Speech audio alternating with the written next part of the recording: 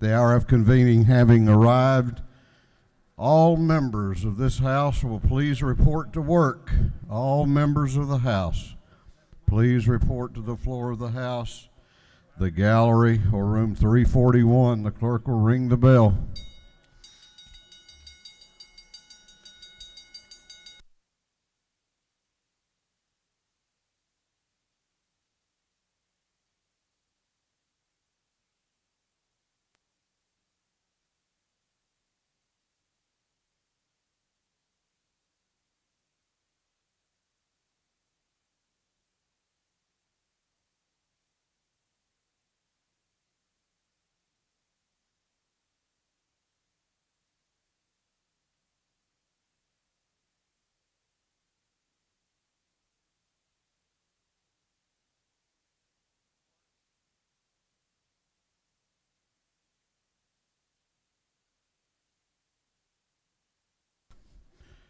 All members will report to the House.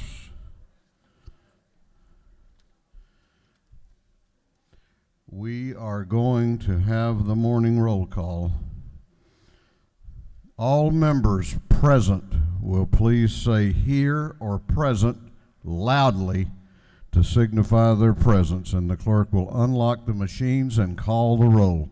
Alexander, Hanulowitz, Barr, Barton, Belton, Bennett, Bentley, Benton, Beverly, Blackman, Bodie, Bruce, Burns, Carpenter, Carson, Chokus, Clark H., Collins, Cooper, Corbett, Dempsey, Dickey, Dollar, Drenner, Dubnik, Efstration, England, Irwin, Fleming, Fry, Gaines, Gardner, Glanton, Gravely, Harrell, Hatchett, Hawkins, Hitchens, Holcomb, Holmes, Houston, Hughley, Jackson M., Jaspers, Jones J., Kelly, Kendrick, Knight, LaHood, LaRicchia, Lumsden, Martin, Mathiak, McCall, Morris G., Newton, Nix, Oliver, Parrish, Parsons, Petrie, Perkle, Powell, Reeves, Rhodes, Rich, Ridley, Rutledge, Scoggins, Setzler, Silcox, Smith L., Smith R., Smith V., Smyrie, Stevens R., Tankersley, Tanner, Tarvin, Taylor,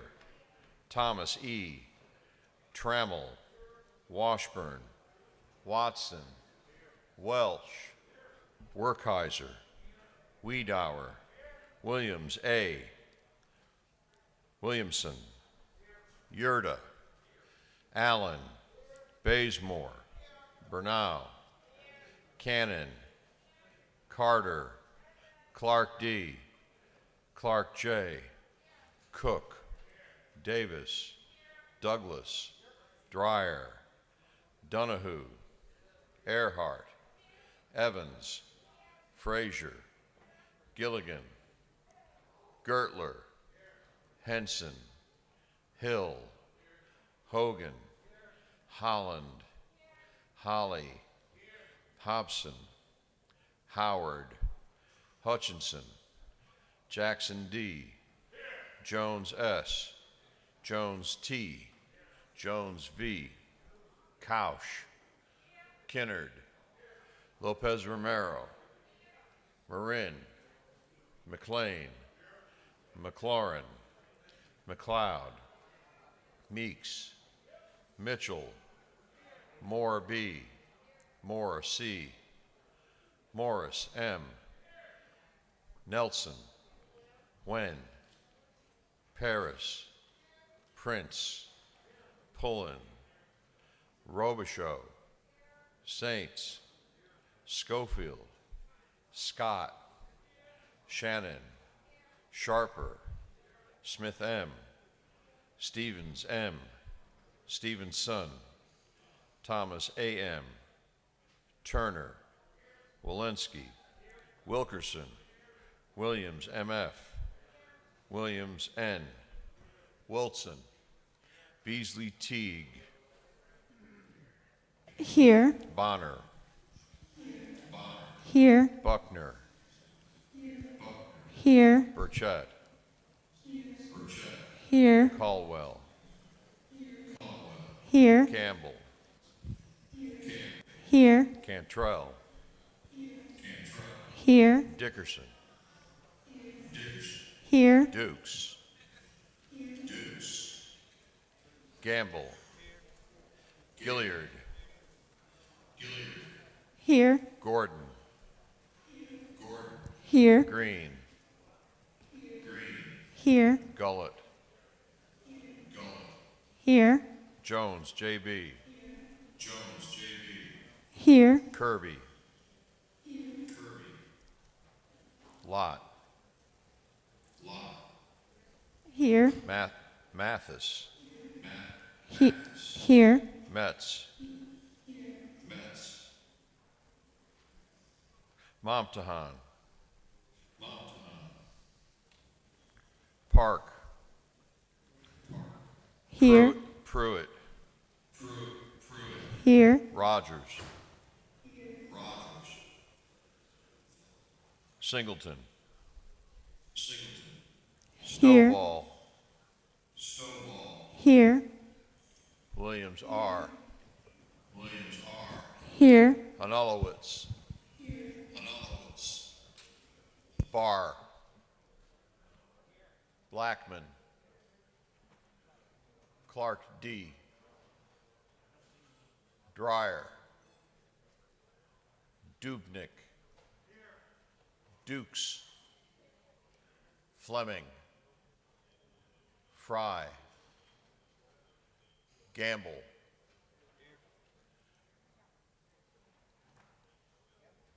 Gamble's here, Harrell, Holcomb, Holmes, Hobson, Hutchinson, Jones J.,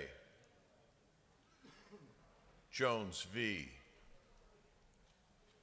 Kirby, McLaurin, Momtahan, Wen, Rhodes, Rogers, Stevens R., Thomas A.M., Thomas E., Washburn, Williams A.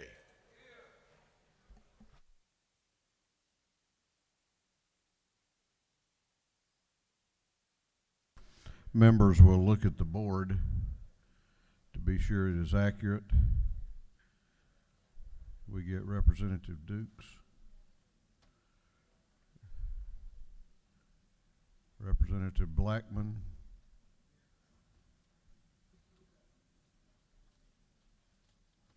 any others? Any others?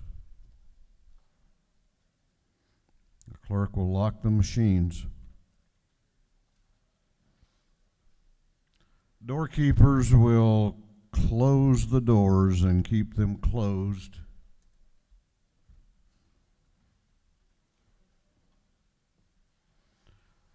Well, good morning. Legislative Day 38 is here. The end is in sight.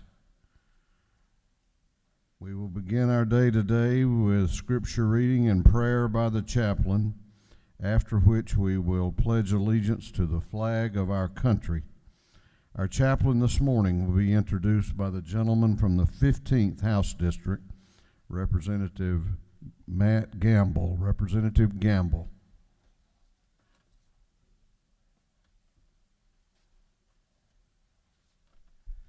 thank you, Mr. Speaker, members of the House. It's an honor to stand before you today and introduce my pastor, Dr. Patrick Latham from Tabernacle Baptist Church.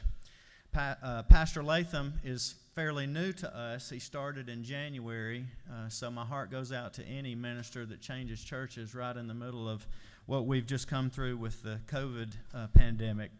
He has previously pastored in Cedartown, Georgia, and in Lawton, Oklahoma. He and his wife, Laura Price Latham, are both originally from Marietta, Georgia. Patrick is a graduate of Walton High School in Cobb County, Gordon State College in Barnesville, and the University of Oklahoma, and also New Orleans Baptist Theological Seminary. Together, he and his wife have 3 children, Julianne, Will, and Levi, and Patrick considers it his life purpose to help connect with their ultimate purpose in life through Jesus Christ. Would you welcome Pastor Patrick Latham?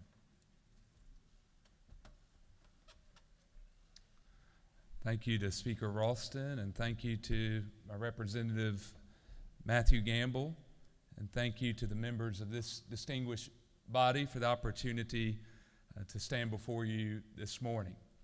I want to share with you briefly on the subject of compassion, the need of the hour.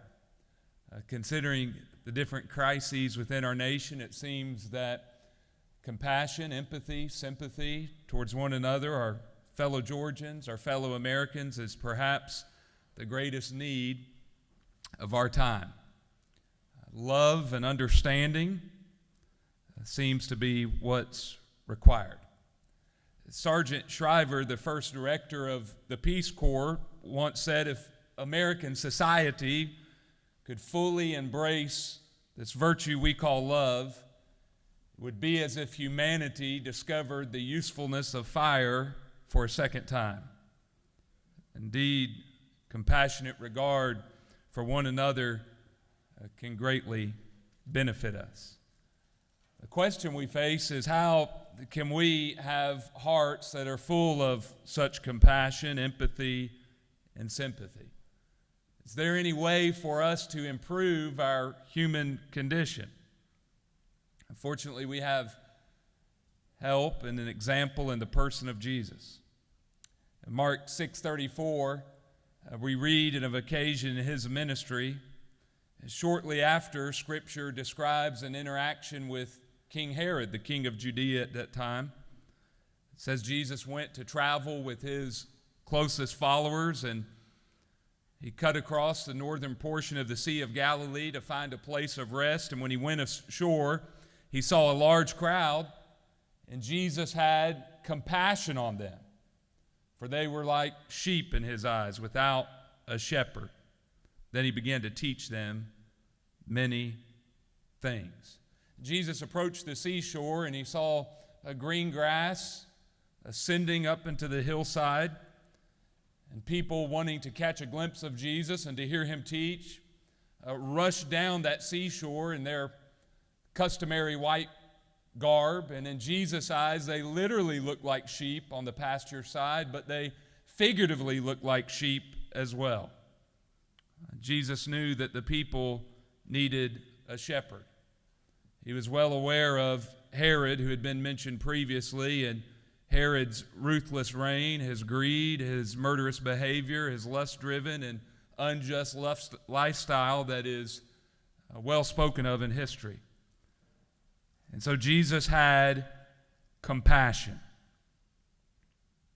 The Greek language of the New Testament, the Koine Greek, the common Greek spread by Alexander, uses a strong word from the first century here.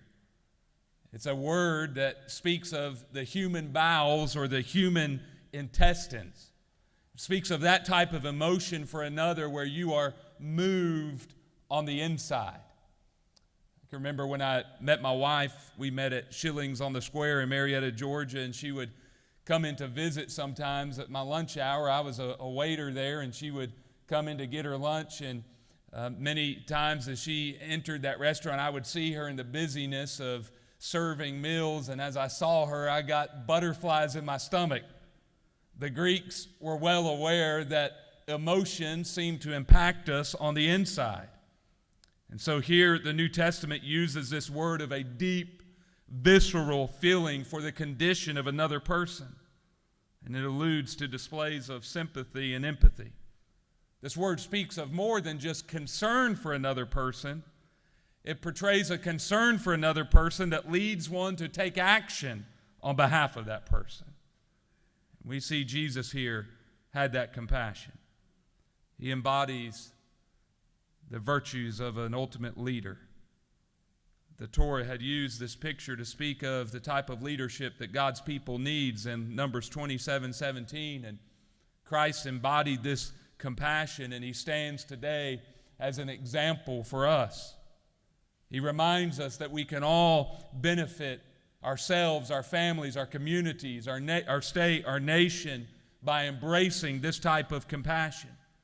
May we learn to look at our fellow citizens through the lens of love. Though we may never agree ideologically or politically or economically on every issue, we can still seek to grow in our displays of empathy, sympathy, and compassion.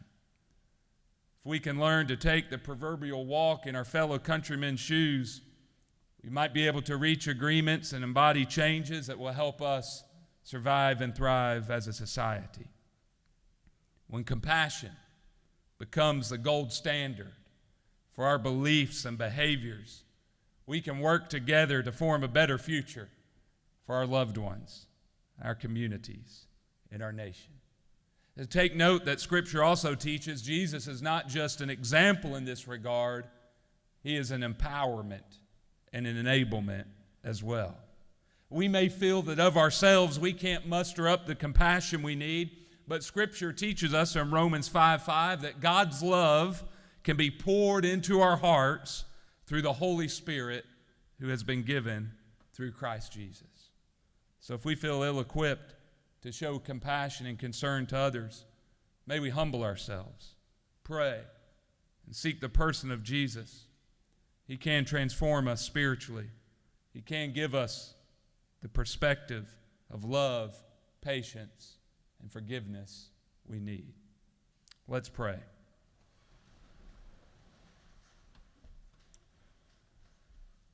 Heavenly Father, during these turbulent times, help us to heed the example of Jesus. Help us to remember his great words that have echoed throughout the ages. This is my command: love one another as I have loved you. Work in our hearts and minds to give us greater compassion for one another, and use such love and compassion to bless the residents of Georgia and to make us into the people you want us to be. In Christ's name I pray. Amen. Let's say the pledge to our flag. I pledge allegiance to the flag of the United States of America and to the republic for which it stands, one nation, God, indivisible, with liberty and justice for all.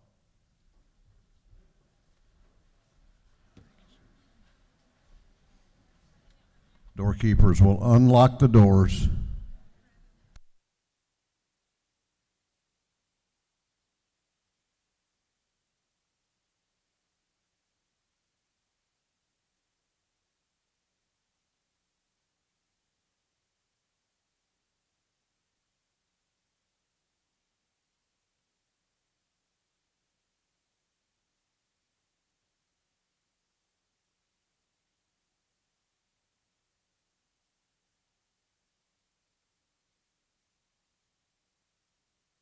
The chair recognizes Chairman Hogan, the chair of the Committee on Information and Audits.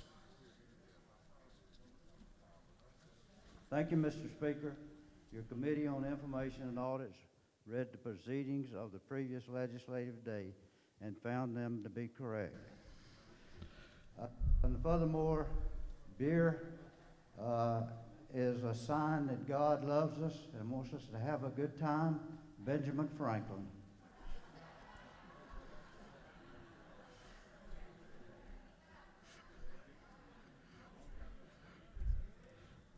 Representative Carpenter sure did appreciate that one. Chairman Hogan, the chair of the Committee on Information and Audits, reports that the journal of the previous legislative day has been read and found to be correct. Is there any objection to the confirmation of the journal? The chair hears none, and the journal is confirmed. The clerk will read the resolution establishing the order of business for the day. Mr. Burns, on number 59th, moves following be established as the order of business during the first part of the period. Unanimous consents. Introduction of bills and resolutions. First reading and reference of House bills and resolutions. Second reading of bills and resolutions. Reports of standing committees. Third reading and passage of uncontested local bills and resolutions. First reading and reference of Senate bills and resolutions. Morning orders. Is there any objection to the adoption of the resolution establishing the order of business for the day? The chair hears none, and the resolution is adopted. First reading of bills and resolutions. The clerk will read. House Bill 1251 by Representative Mathiak, the 73rd, and Barr, the 103rd. Bill be entitled an act to amend Title 31 of the Official Code of Georgia Annotated relating to health so as to repeal in its entirety Chapter 26. Regulated Industries. House Bill 1252 by Representative Scott of the 76th, Kendrick of the 93rd, Thomas of the 39th, Shannon of the 84th, Cannon of the 58th, and others. Bill be titled an act to amend Article 1 of Chapter 16 and Title 45 of the Official Code of Georgia Annotated relating to general provisions regarding coroners. Judiciary. House Resolution 1621 by Representative Bennett of the 94th, Hughley of the 136th, Hutchinson of the 107th, McLeod of the 105th, Carter of the 92nd, and others. A resolution supporting the policy recommendations set forth by the Georgia Legislative Black Caucus. Governmental Affairs. Senate Bill 502 by Senator Beach of the 21st, a bill being entitled an act to amend an act reincorporating and recreating the city of Woodstock. Intergovernmental Coordination. That completes first readers. Second reading of bills and resolutions. The clerk will read. House Bill 1250 by Representative Dreyer of the 59th, Gardner of the 57th, Bernal of the 77th, Drenner of the 85th, Wilkerson of the 38th, and others, a bill relating to the powers and duties of the Georgia Peace Officers Standards and Training Council, through second readers.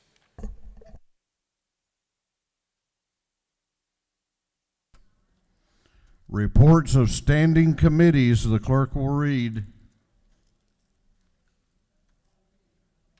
Representative Shaw Blackman of the 146th District, Chairman of the Committee on Governmental Affairs, submitted the following report. Mr. Speaker, your Committee on Governmental Affairs has had under consideration the following bills of the Senate. It is instructed me to report the same back to the House with the following recommendations. Senate Bill 322, due pass by committee substitute. Senate Bill 463, due pass by committee substitute. Respectfully submitted, Representative Shaw Blackman of the 146th District, Chairman. Representative Jan Tankersley, the 160th District, Chairman of the Committee on Intergovernmental Coordination Locals, submitted the following report. Mr. Speaker, your Committee on Intergovernmental Coordination Locals had under consideration the following bills of the House and the Senate. It has instructed me to report the same back to the House with the following recommendations. House Bill 1165, due pass. House Bill 1243, due pass. House Bill 1245, due pass. House Bill 1246, due pass. House Bill 1247, due pass. House Bill 1248, due pass. House Bill 1249, due pass. Senate Bill 510, due pass. House Bill 1242, due pass. Respectfully submitted, Representative Jan Tankersley, the 160th District, Chairman. Representative Barry Fleming of the 121st District, Chairman of the Committee on Judiciary, submitted the following report. Mr. Speaker, your Committee on Judiciary has had under consideration the following bills of the Senate. It has instructed me to report the same back to the House with the following recommendations. Senate Bill 402, due pass. Senate Bill 289, due pass by committee substitute. Respectfully submitted, Representative Barry Fleming of the 121st District, Chairman. That completes the reading of the reports of standing committees. Okay, we're going on now to the local calendar. Third reading and passage of uncontested local bills. One bill on the local calendar relates to homestead exemption and requires a recorded 2/3 roll call vote for passage. If there is no objection, we will vote on the local calendar as a whole with a recorded vote. Hearing none, it is so ordered. The clerk will read the local calendar. House Bill 1165 by Representative Williams, 168, Liberty County. House Bill 1243 by Representative Davis, the 87th, DeKalb County. House Bill 1245 by Representative Perchetta, the 176th, Lanier County. House Bill 1246 by Representative Perchetta, the 176th, Ware County. House Bill 1247 by Representative Clark on the 147th, City of Warner Robins. House Bill 1248 by Representative Williams, the 148th, City of Cordele. House Bill 1249 by Representative Welch, the 110th, Henry County. Senate Bill 510 by Senator Tillery of the 19th, Wheeler County. House Bill 1242 by Representative Drenner of the 85th, City of Decatur.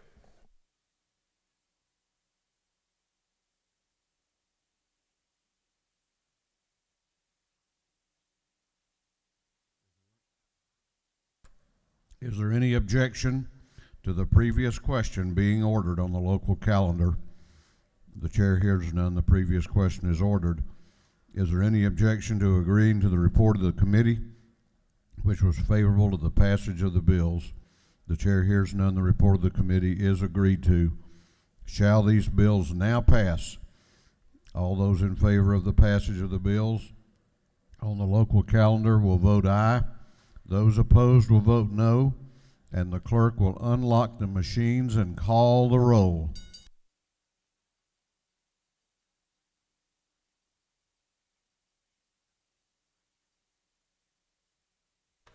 Alexander, Anulowitz, Barr, Barton, Belton, Bennett, Bentley, Benton, Beverly, Blackman, Bodie, Bruce, Burns, Carpenter, Carson, Chokus, Clark H., Collins, Cooper, Corbett, Dempsey, Dickey, Dollar, Drenner, Dubnik, Efstration, England, Irwin, Fleming, Fry, Gaines, Gardner, Glanton, Gravely, Harrell, Hatchett, Hawkins, Hitchens, Holcomb, Holmes, Houston, Hughley, Jackson M., Jaspers, Jones J., Kelly, Kendrick, Knight, LaHood, LaRicchia, Lumsden, Martin, Mathiak, McCall, Morris G., Newton, Nix, Oliver, Parrish, Parsons, Petrie, Perkel, Powell, Reeves, Rhodes, Rich, Ridley, Rutledge, Scoggins, Setzler, Silcox, Smith L., Smith R., Smith V., Smyrie, Stevens R., Tankersley, Tanner, Tarvin,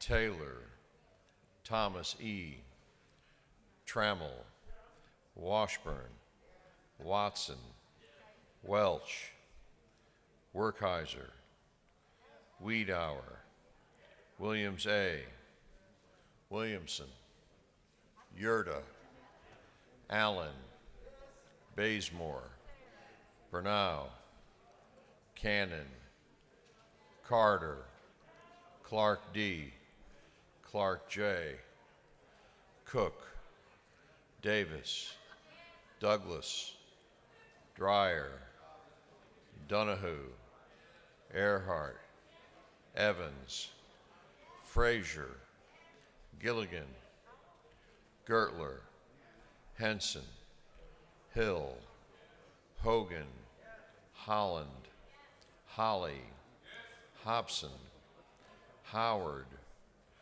Hutchinson, Jackson D., Jones S., Jones T., Jones V., Couch, Kennard, Lopez Romero, Marin, McLean, McLaurin, McLeod, Meeks, Mitchell, Moore B., Moore C., Morris M., Nelson, Wen, Paris, Prince, Pullen, Robichaud, Saints, Schofield, Scott, Shannon, Sharper, Smith M., Stevens M., Stevenson, Thomas A.M., Turner,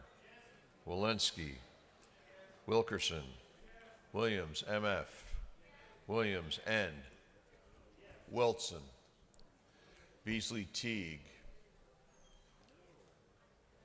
Yes. Bonner,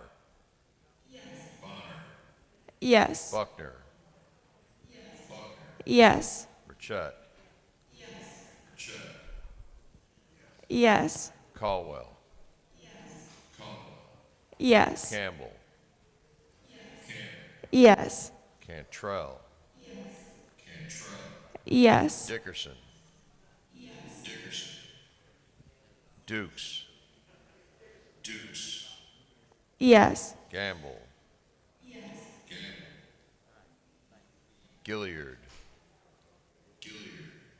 Yes. Gordon, Yes. Green, Yes. Gullett, Yes. Jones, J.B., Kirby, Lott, Yes. Mathis, Yes. Metz, Momtahan, Park, Pruitt,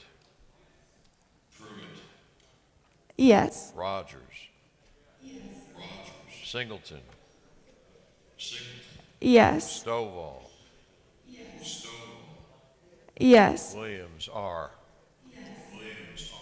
Yes. Anulowitz, Bernal, Clark D., Cook, Dickerson, Douglas, Yes. Dreyer, Fleming, Gamble, Gilligan, Hutchinson,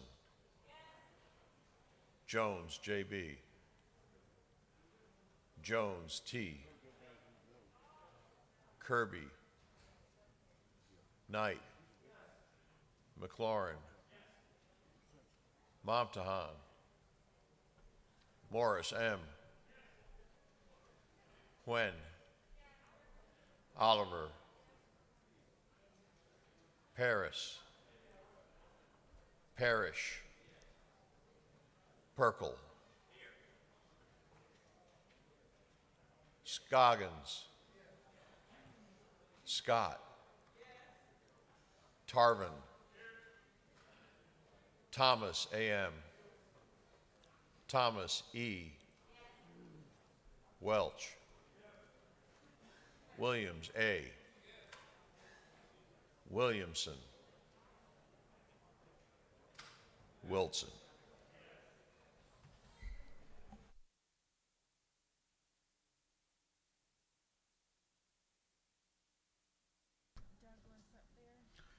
All right, who, is that Representative Douglas?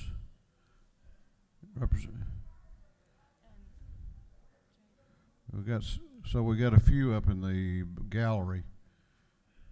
Take your mask off so we can hear you. Representative Paris. Representative Paris votes yes. Any others?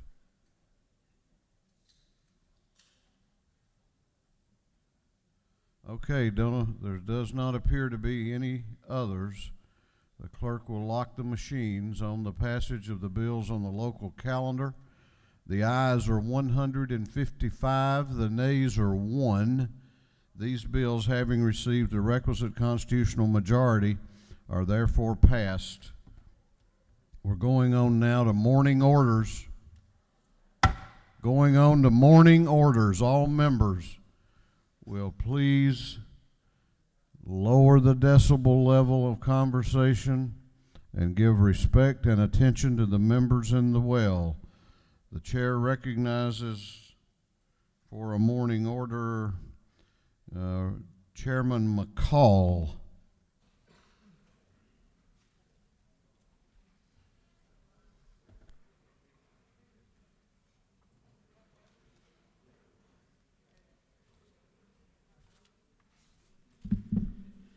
Thank you, Mr. Speaker. I want to take just a second. I want to brag on the members of this House, and I also want to brag on the National Fair down at Perry.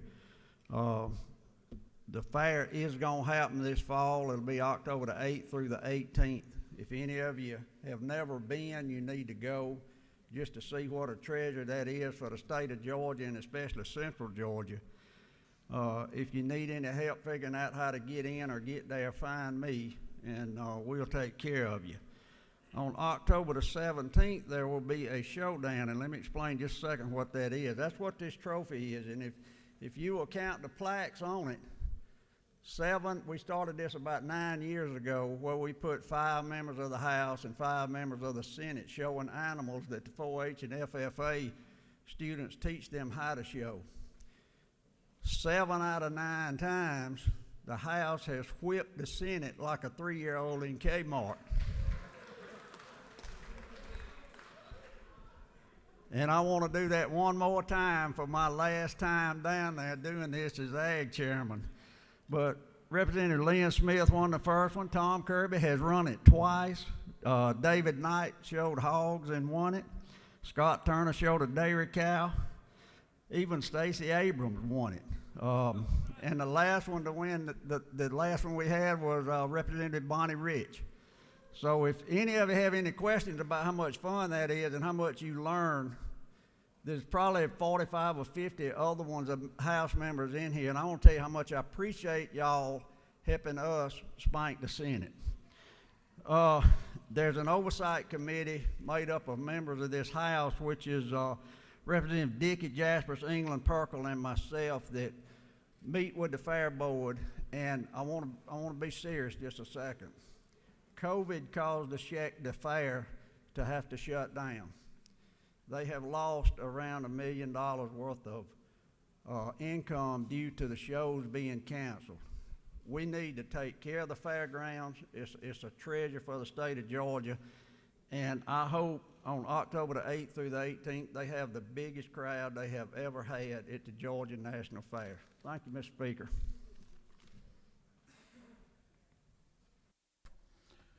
Chair recognizes the chairman of the House Ethics Committee, Chairman Nix, for a morning order. Thank you, Mr. Speaker. Mr. Speaker, I rise in opposition this morning to the gambling legislation that got presented during morning orders yesterday. You know, gambling is special. It doesn't follow the same rules as everything else. It's kind of like a horror movie. You know the monster's coming, but you never know when. And also, it's never dead. On Monday night, that thing got dug up, brushed the dirt off of it, gave it new clothes, and a strip Senate resolution, and in 16 hours got presented in full in morning orders. Is that not special? And it gets bigger and better every year. You know what? They have to put some shiny objects on there that we can grab onto. This one's got a lock box. A lock box. It's really called an emergency powers fund, but we'd never remember that. This one's got a lock box. And if I understand it, those benevolent gambling bosses are going to come down here and just going to stuff that with money, so if we need anything, we can just grab it and pull it out. And this one also has got another shiny object. It's got an opportunity fund. And that's kind of like a lock box, except it's all for education, so you can get in there if you need some of it. And it's all so simple. All we got to do is just put this thing on the ballot, and those big old gambling boys are going to come down, girls are going to come down there, and they're going to take care of us. All we got to do is trust them. Just trust them. They'll take care of us. You know, a serious question, though, what are we willing to sell Georgia for? You know, if this is so great, there are a number of states that have legalized casino gambling.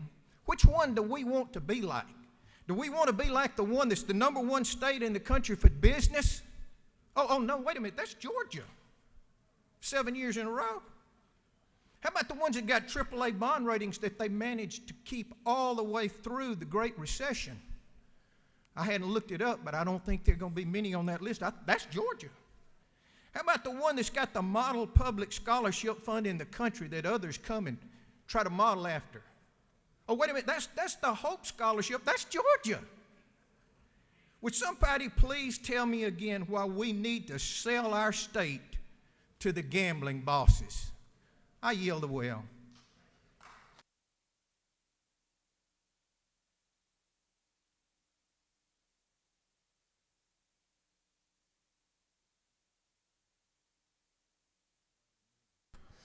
Chair recognizes Representative Scott for a morning order.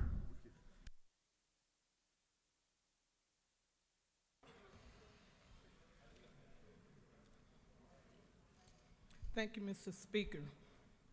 House Bill 793, Section 8 is proposed to eliminate an additional $7 million from the budget. Looking at Part 48.4, Veterans Benefit. This will eliminate all Georgia Department of Veteran Services Field Office and Appeals Division. Eliminating Field Office and Appeal Division would be an enormous mistake. Georgia Department of Veteran Affairs files approximately 85% of all VA claims and appeals for veterans within the state of Georgia. Georgia veterans depend on these offices to counsel and assist them in navigating veterans' benefits, file claims, and appeals on their behalf, and represent them during the hearings before the VA and Board of Veterans Appeals. The Georgia Department of Veteran Services Field Office and Appeals Division had 344,902 visits for Georgia veterans and completed 395,155 federal action claims and appeals and 88,603 state action. So half of this great state, 700,000 veterans population used the Department of Veteran Services this year alone. And this year's visit pre-COVID-19 were on track to exceed those numbers. Eliminating these 52 locations that Georgia veterans depend on to file for state veterans benefits, receive advice, file claims and appeals, and receive representation for hearings will create an enormous vacuum that will take years to recover from. We ask that the committee, the Budget Committee, to reconsider such deep cuts and destructive cuts to our veterans. Thank you.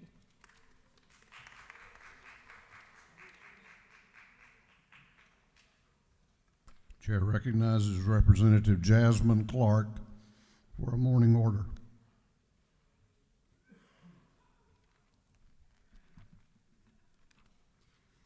Ladies and gentlemen in this chamber, we need to have a real come to Jesus moment about race.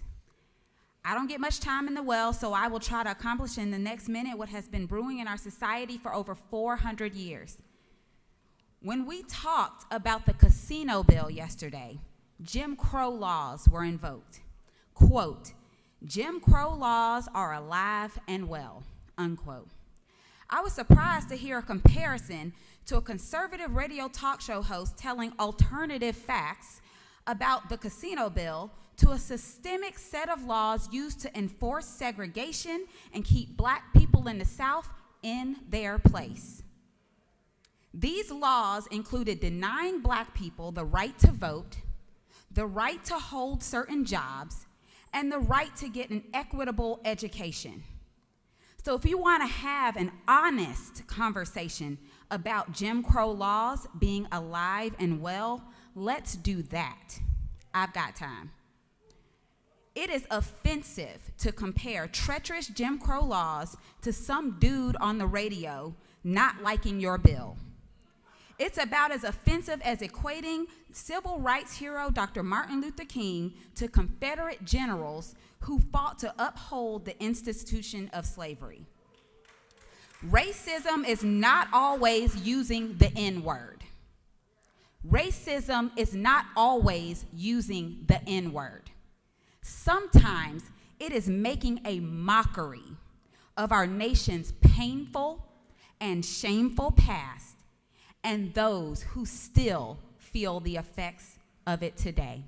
I yield the well.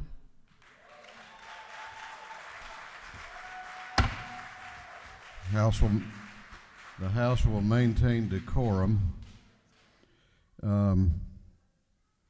Representative Kennard, you got 10 seconds left. Do you want to be carried over till tomorrow? Okay. Put him on the list for tomorrow.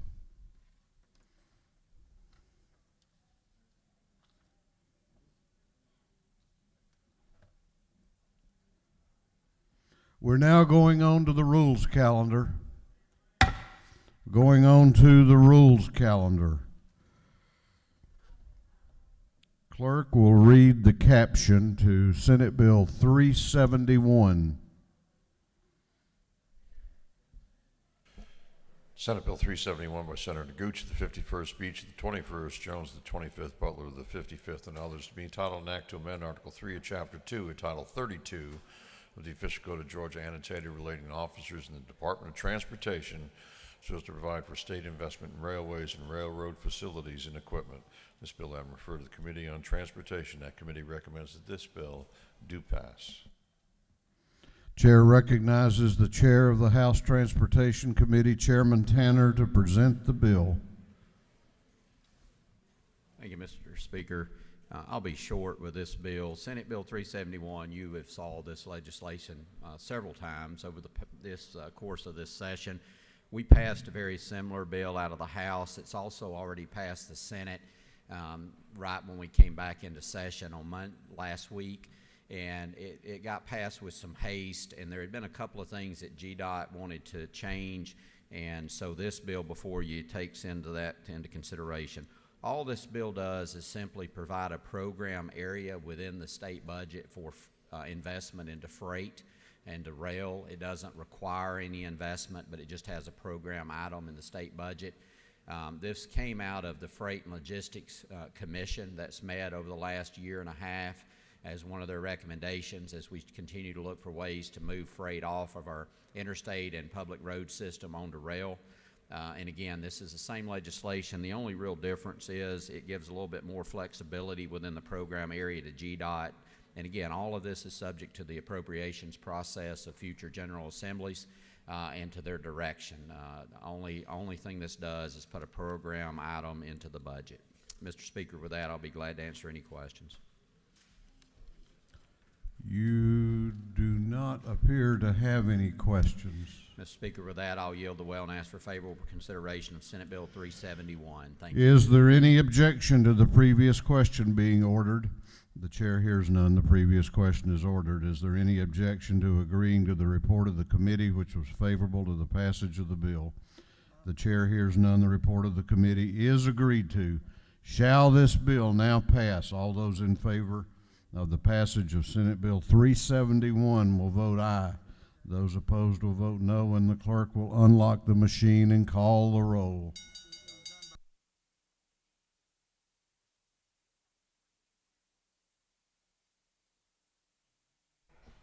Alexander, Manulowicz, Barr, Barton, Belton, Bennett, Bentley, Benton, Beverly, Blackman, Bodie, Bruce, Burns, Carpenter, Carson, Chokus, Clark H., Collins, Cooper, Corbett, Dempsey, Dickey, Dollar, Drenner, Dubnik, Evstration, England, Irwin, Fleming, Fry, Gaines, Gardner, Glanton, Gravely, Harrell, Hatchett, Hawkins, Hitchens,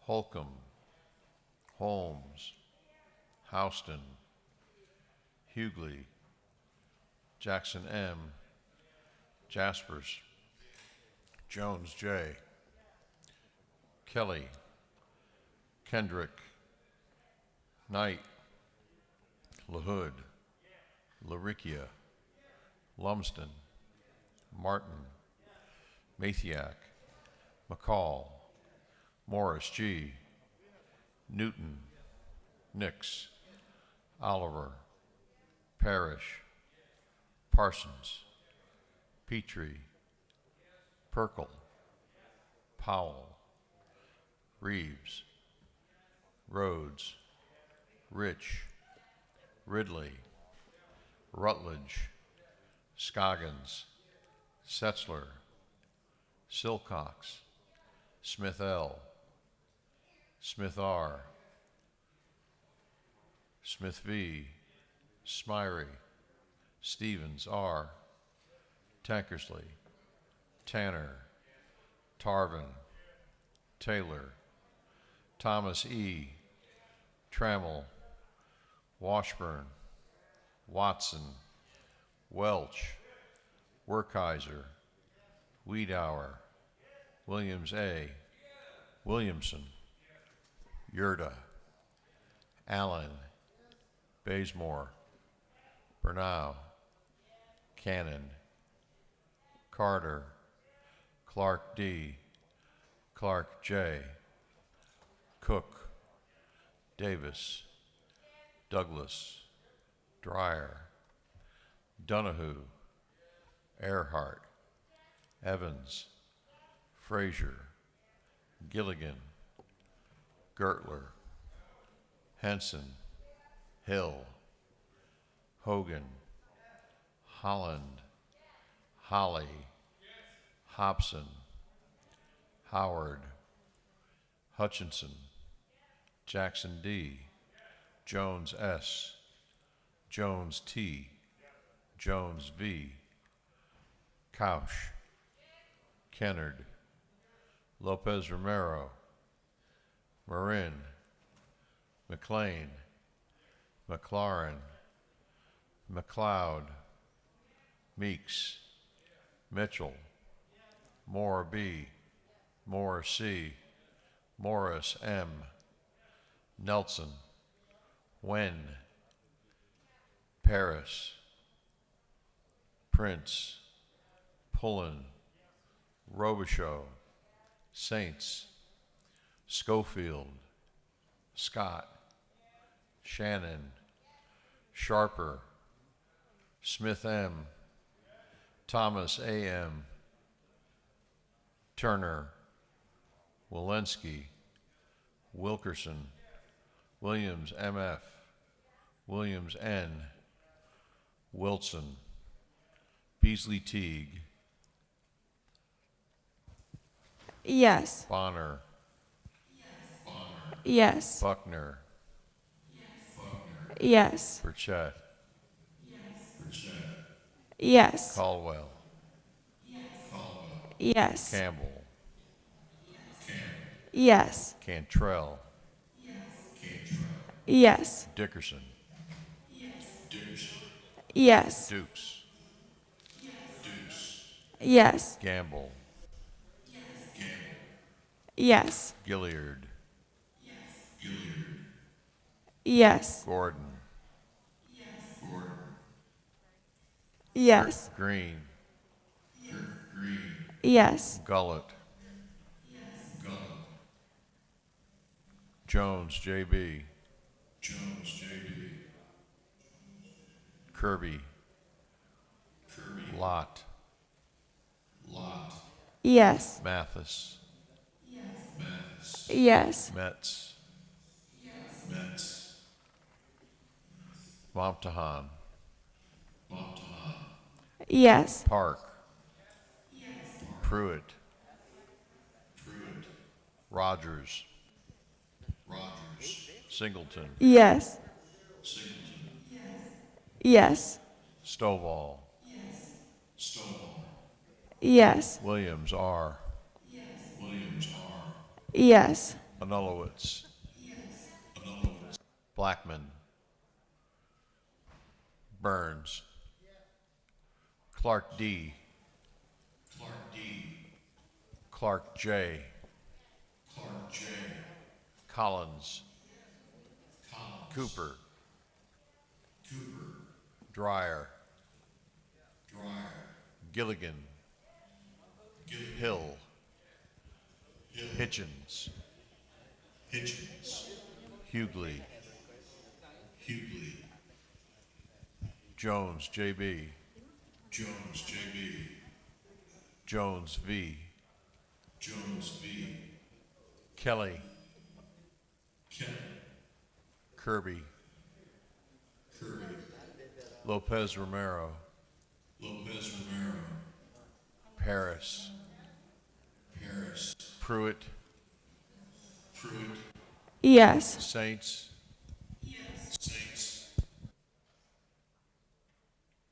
Thomas, A.M.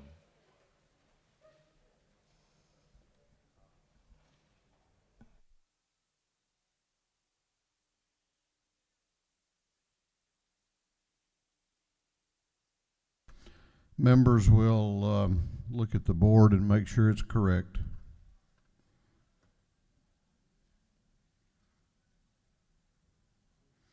Clerk will lock the machines on the passage of Senate Bill 371. The ayes are 154, the nays are 1.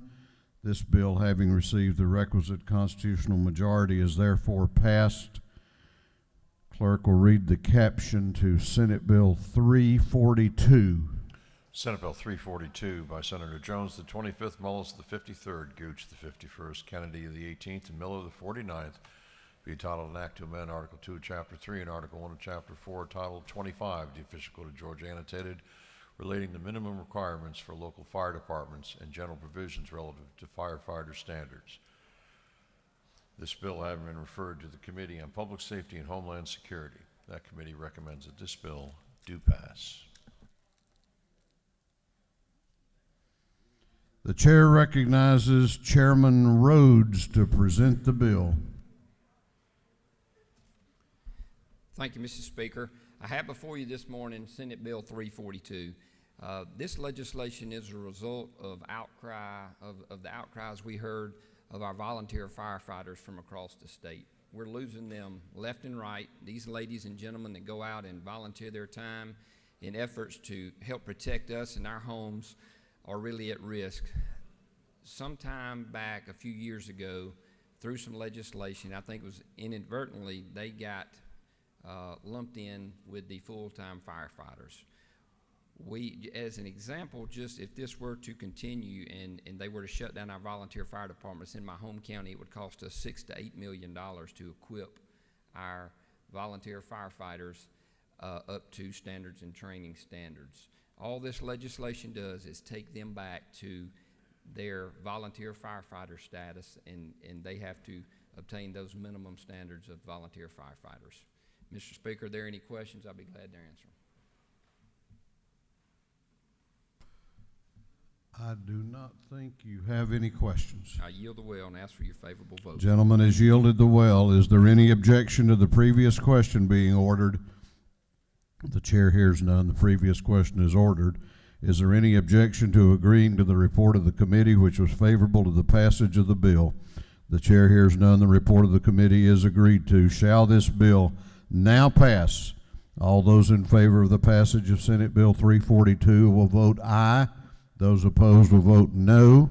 And the clerk will unlock the machine and call the roll.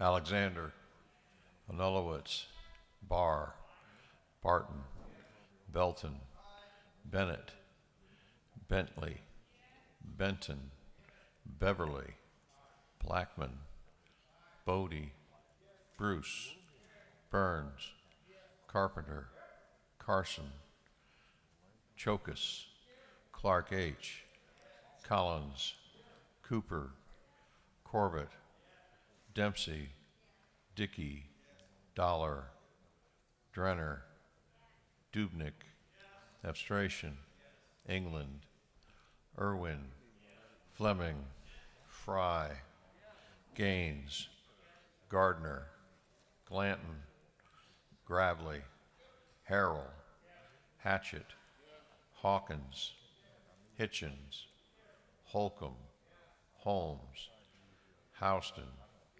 Hughley, Jackson M., Jaspers, Jones J., Kelly, Kendrick, Knight, LaHood, LaRicchia, Lumsden, Martin, Mathiak, McCall, Morris G., Newton, Nix, Oliver, Parrish, Parsons, Petrie, Perkle, Powell, Reeves, Rhodes, Rich, Ridley, Rutledge, Scoggins, Setzler, Silcox, Smith L., Smith R., Smith V., Smyrie, Stevens R., Tankersley, Tanner, Tarvin, Taylor,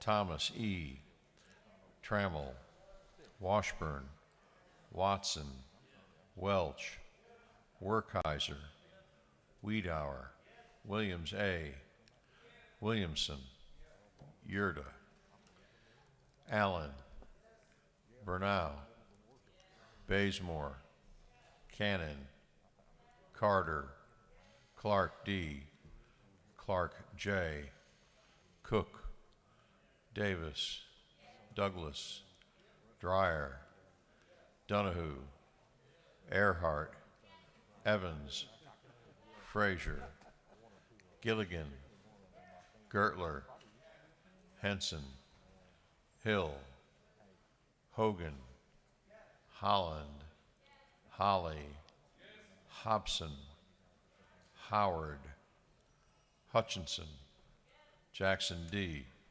Jones S., Jones T., Jones V., Couch, Kennard, Lopez Romero, Marin, McLean, McLaurin, McLeod, Meeks, Mitchell, Moore B., Moore C., Morris M., Nelson, Wen, Paris, Prince, Pullen, Robichaux, Saints, Schofield, Scott, Shannon, Sharper, Smith M., Thomas A.M., Turner, Walensky, Wilkerson, Williams M.F., Williams N., Wilson, Beasley Teague, Yes. Bonner, Yes. Buckner, Yes. Burchett, Yes. Caldwell, Yes. Campbell, Yes. Cantrell, Yes. Dickerson, Yes. Dukes, Yes. Gamble, Yes. Gilliard, Yes. Gordon, Yes. Green, Gullett, Jones J.B., Kirby, Lott, Mathis, Yes. Yes. Metz,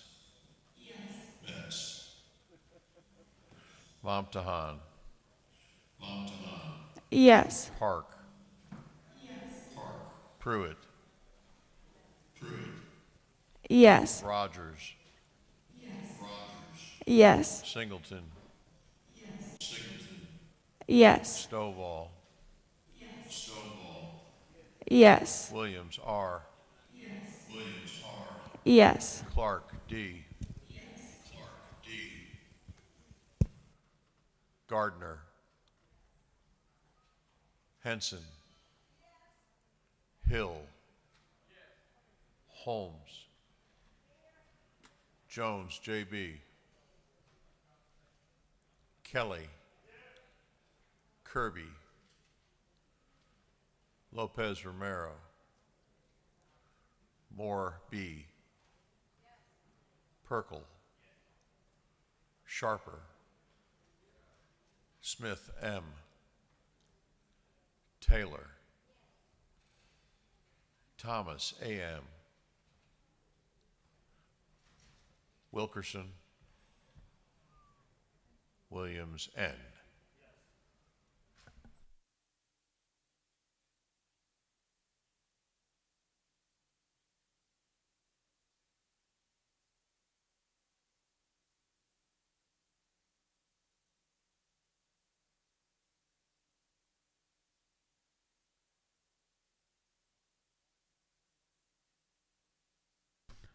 Okay, members will look at the board and make sure that it is correct. Members will look at the board. Clerk will lock the machines. On the passage of Senate Bill 342, the ayes are 158. The nays are 0. This bill, having received the requisite constitutional majority, is therefore passed. Due to some unusual circumstances, Representative Bentley was not able to be here for morning orders this morning. I'm recognizing her at this time for a morning order. Representative Patty Bentley. Thank you, Mr. Speaker. Colleagues, I come to you this morning with a heavy heart. Yesterday, as I was turning on to Capitol Avenue to come to the Capitol, I got a call that my husband had taken ill and was taken to the hospital in Macon. So I turned around to go back to the hospital, so I wasn't able to be here with you all on yesterday. And then this morning, as I was up getting dressed to come back to the Capitol, we got a call that my father-in-law had passed away.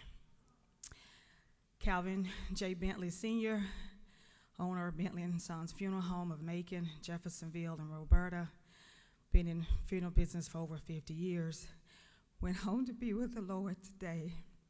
And I ask that you all keep the Bentley family in prayer, as it's been a really rough time for all of us, especially for me.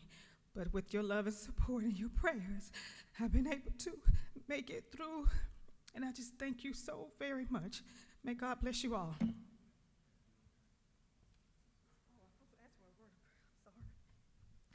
I'm sorry. May we have a moment of silence, please, in honor of Mr. Calvin J. Bentley Sr. Thank you. Amen. God bless you all.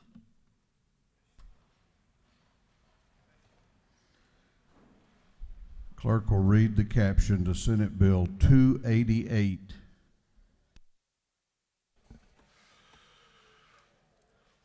Senate Bill 288 by Senator Anderson, the 43rd, Jones of the 22nd, Jordan the 6th, parent of the 42nd, Jones the 10th, and others, be titled an act to amend Code Section 35-3-37, the official code of Georgia annotated relating to review of individual criminal history record information, definitions, privacy considerations.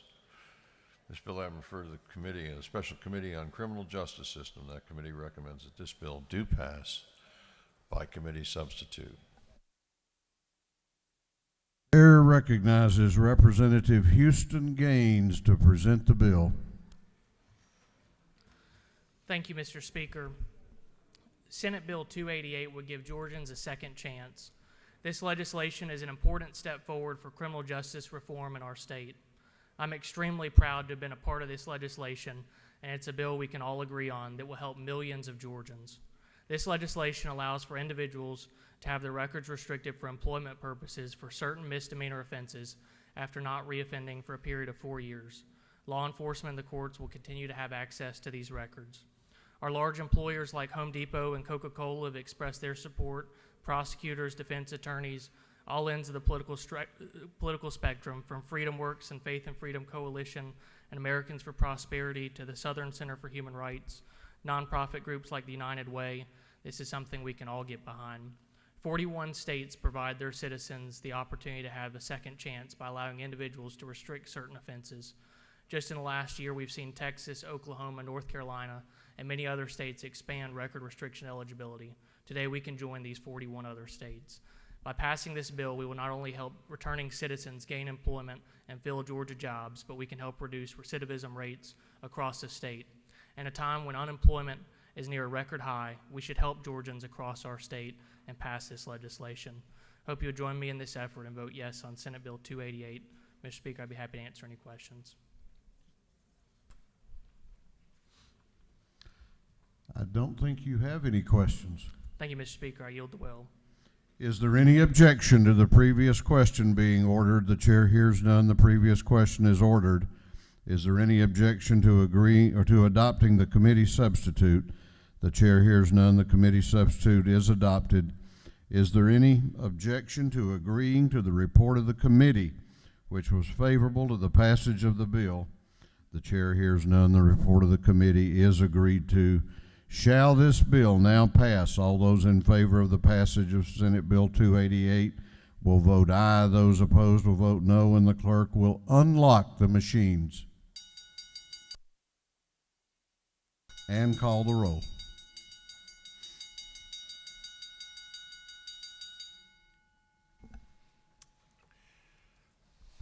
Alexander, Anulowitz, Barr, Barton, Belton, Bennett, Bentley, Benton, Beverly, Blackman, Bodie, Bruce, Burns, Carpenter, Carson, Chokus, Clark H., Collins, Cooper, Corbett, Dempsey, Dickey, Dollar, Drenner, Dubnik, Evstration, England, Irwin, Fleming, Fry, Gaines, Gardner, Glanton, Gravely, Harrell, Hatchett, Hawkins,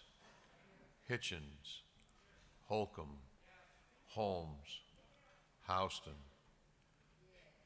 Hughley, Jackson M., Jaspers, Jones J., Kelly, Kendrick, Knight, LaHood, Laricchia, Lumsden, Martin, Mathiak, McCall, Morris G., Newton, Nix, Oliver, Parrish, Parsons, Petrie, Perkel, Powell, Reeves, Rhodes, Rich, Ridley, Rutledge, Scoggins, Setzler, Silcox, Smith L., Smith R., Smith V., Smyrie, Stevens R., Tankersley, Tanner, Tarvin, Taylor, Thomas E., Trammell, Washburn, Watson, Welch, Werkheiser, Wiedauer, Williams A., Williamson, Yerda, Allen, Bazemore, Bernau, Cannon, Carter, Clark D., Clark J., Cook, Davis, Douglas, Dreyer, Donahue, Earhart, Evans, Frazier, Gilligan, Gertler, Henson, Hill, Hogan, Holland, Holly, Hobson, Howard, Hutchinson, Jackson D., Jones S., Jones T., Jones V., Couch, Kennard, Lopez Romero, Marin, McLean, McLaurin, McLeod, Meeks, Mitchell, Moore B, Moore C, Morris M, Nelson, Wen, Paris, Prince, Pullen, Robichaud, Saints, Schofield, Scott, Shannon, Sharper, Smith M, Thomas A.M., Turner, Walensky, Wilkerson, Williams M.F., Williams N., Wilson, Beasley Teague, Yes. Bonner, Yes. Buckner, Burchett, Yes. Caldwell, Yes. Campbell, Yes. Cantrell,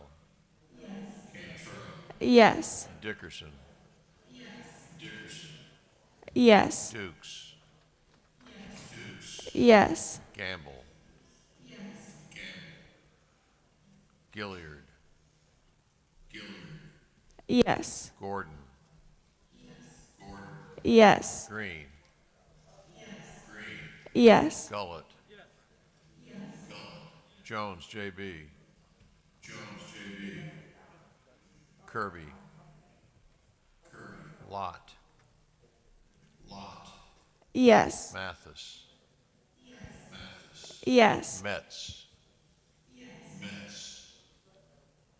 Momtahan, Yes. Park, Pruitt, Yes. Rogers, Singleton, Yes. Stovall, Yes. Williams R, Bazemore, Bentley, Buckner, Burns, Yes. Cannon, Clark J, Dreyer, Gamble, Hill,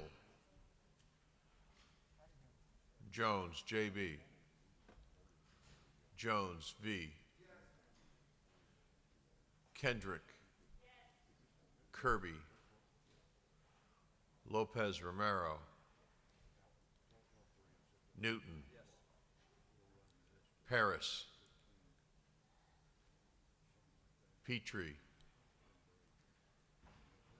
Scoggins, Smith M,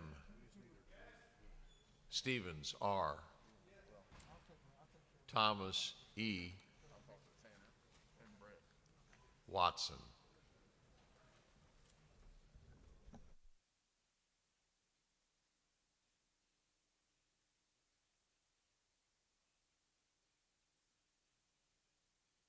Members will look at the board and be sure it's correct.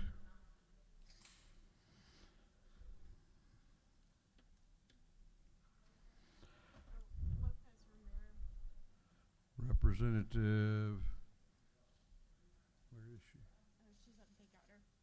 Okay. All right, members, look at the board.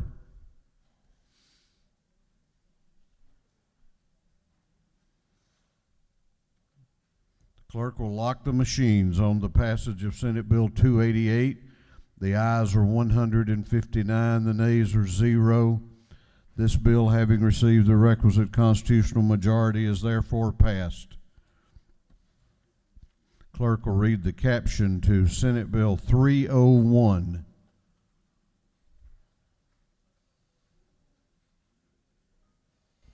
Senate Bill 301 by Senator Tillery in the 19th, Hill the 4th, Robertson of the 29th, Mullis the 53rd, Miller the 49th, be titled an act to amend Article 1 of Chapter 6 of Title 42 of the Official Code of Georgia annotated relating the general provisions regarding detainers. This bill having been referred to the Committee on Public Safety and Homeland Security, that committee recommends that this bill do pass. I'm going to stick one in. Chair recognizes Chairman Bill Werkheiser to present the bill. Thank you, Mr. Speaker. This bill was brought by our local sheriff to Senator Blake Tillery, the late Senator Jack Hill, and myself. Tattnall has a population of 25,000. 5,000 of those are inmates, state inmates.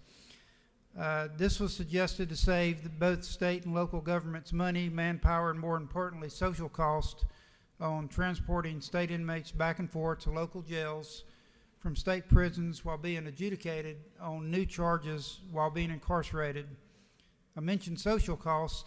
State inmates who are usually more hardened are being transported back and forth for charges they commit while being incarcerated to county jails where they are put in jails that are not suitable to housing these type of offenders, and this is where gang tactics are shared and they're just not equipped to do this.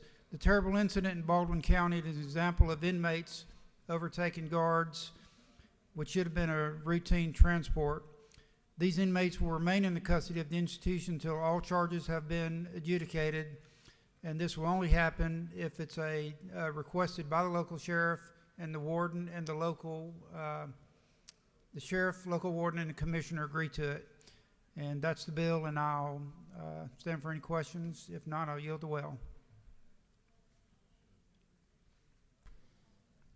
I do not think you have any questions. Thank you, Mr. Speaker, and ask for your favorable consideration for Senate Bill 301. Is there any objection to the previous question being ordered? The chair hears none. The previous question is ordered. Is there any objection to agreeing to the report of the committee, which was favorable to the passage of the bill? The chair hears none. The report of the committee is agreed to. Shall this bill now pass? All those in favor of the passage of Senate Bill 301 will vote aye. Those opposed will vote no, and the clerk will unlock the machines.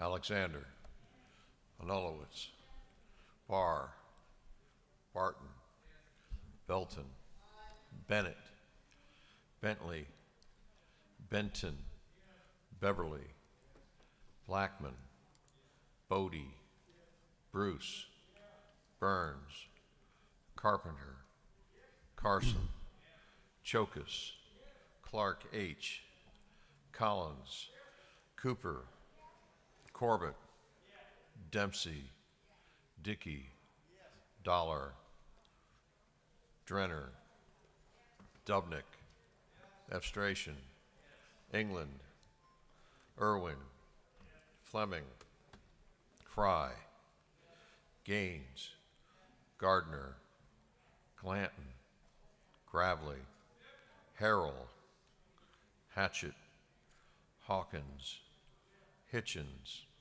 Holcomb, Holmes, Houston, Hughley, Jackson M., Jaspers, Jones J., Kelly, Kendrick, Knight, LaHood, Laricchia, Lumsden, Martin, Mathiak, McCall, Morris G., Newton, Nix, Oliver, Parrish, Parsons, Petrie, Perkle, Powell, Reeves, Rhodes, Rich, Ridley, Rutledge, Scoggins, Setzler, Silcox, Smith L., Smith R., Smith V., Smyrie, Stevens R., Tankersley, Tanner, Tarvin, Taylor, Thomas E., Trammell, Washburn, Watson, Welch, Werkheiser, Wiedauer, Williams A., Williamson, Yerda, Allen, Bazemore, Bernau, Cannon, Carter, Clark D., Clark J., Cook, Davis, Douglas, Dreyer, Donahue, Earhart, Evans, Frazier, Gilligan, Gertler, Henson, Hill, Hogan, Holland, Holly, Hobson, Howard, Hutchinson, Jackson D, Jones S, Jones T, Jones V, Couch, Kennard, Lopez Romero, Marin, McLean, McLaurin, McLeod, Meeks, Mitchell, Moore B, Moore C, Morris M, Nelson, Wen, Paris, Prince, Pullen, Robichaud, Saints, Schofield, Scott, Shannon, Sharper, Stevens, Stevens M, Stevenson, Smith M, Thomas A.M., Turner, Walensky, Wilkerson, Williams M.F., Williams N., Wilson, Beasley Teague,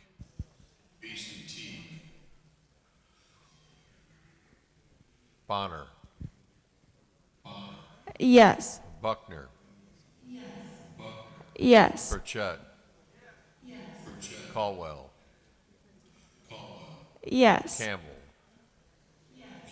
Yes. Cantrell, Yes. Dickerson, Dukes, Yes. Yes. Gamble, Gilliard, Gordon, Yes. Green, Yes. Gullett, Yes. Jones J.B., Yes. Kirby, Yes. Lott, Yes. Mathis, Yes. Metz, Yes. Momtahan, Yes. Park, Pruitt, Yes. Rogers, Yes. Singleton, Yes. Stovall, Williams R, Williams R, Barr, Beasley Teague, Burns, Cannon, Clark H, Dollar, Dreyer, Gamble, Gilliard, Yes. Harrell,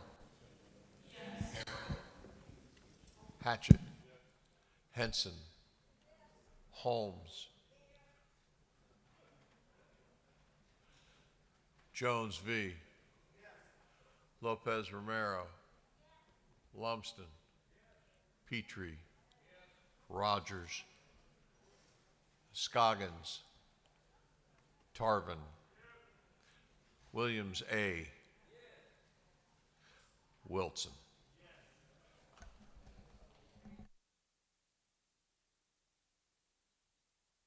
Members will look at the board, make sure it is correct.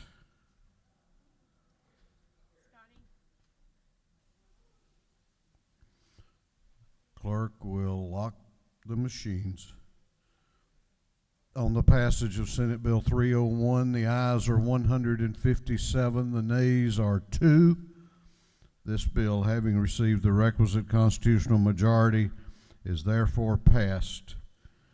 Clerk will read the caption to Senate Bill 394. This was a bill that was postponed from a prior legislative day until today. It is called at this time Senate Bill 394. Senate Bill 394 by Senator Albers, the 56th, Robertson, the 29th, Harper, the 7th, Brass, the 28th, Martin, the 9th. to be entitled, an act to amend Article 3 of Chapter 5 of Title 16, Article 1 of Chapter 15 of Title 45, and Article 7 of Chapter 4 of Title 49 of the Official Code of Georgia Annotated relating to kidnapping, false imprisonment, and related offenses. This bill having been referred to the Committee on Judiciary, that committee recommends that this bill do pass. Chair recognizes Representative Reeves to present the bill. Thank you, Mr. Speaker. Senate Bill 394, y'all, this is a pretty simple bill. As I think all of us are aware, we have several different state agencies in our state, and many of those state agencies have units that conduct investigations, Department of Revenue, Department of Insurance, and the Attorney General's office is also one of our agencies that has the ability to conduct state investigations. And so the way that our laws are set up is that these investigators, and some of them are post-certified, but they are only allowed to exercise all of the powers of a post-certified peace officer if the General Assembly specifically allows them to do that in code. And so the Attorney General's office currently has, of the many things they investigate, by way of example, there's something in Georgia called the Fair Business Practice Act, which is our consumer fraud protection laws. The Attorney General's office has investigators that investigate consumer fraud issues, and they have investigators right now because our code has specifically allowed it in Title 10 that their investigators have full peace officer powers. The Attorney General's office over the last several years, and all of you who have been in the room for a while have been a part of this, has really expanded its ability to investigate and prosecute Medicaid fraud and human trafficking. So currently, the Attorney General's office has one investigator in the Human Trafficking Division, and they have 14 investigators in the Medicaid Fraud Control Unit. But those investigators do not enjoy the full powers of a peace officer because we have not allowed them so in law. And so this bill simply allows in those specific areas, Medicaid fraud, mostly dealing with the exploitation of elders, and then human trafficking, it allows them those full powers. And it's important because those cases are complex and there's oftentimes urgency, especially in human trafficking cases where the need to make an arrest is urgent. It needs to happen on the spot. And these very complex Medicaid fraud cases oftentimes stretch across several jurisdictions. So instead of having to partner with other local jurisdictions, this will allow the Attorney General to have the flexibility to really have the efficiency to handle these cases from beginning to end. Mr. Speaker, there is the bill supported by the GBI, Police Chiefs, Sheriff Association. This should be a simple matter. I will yield for questions.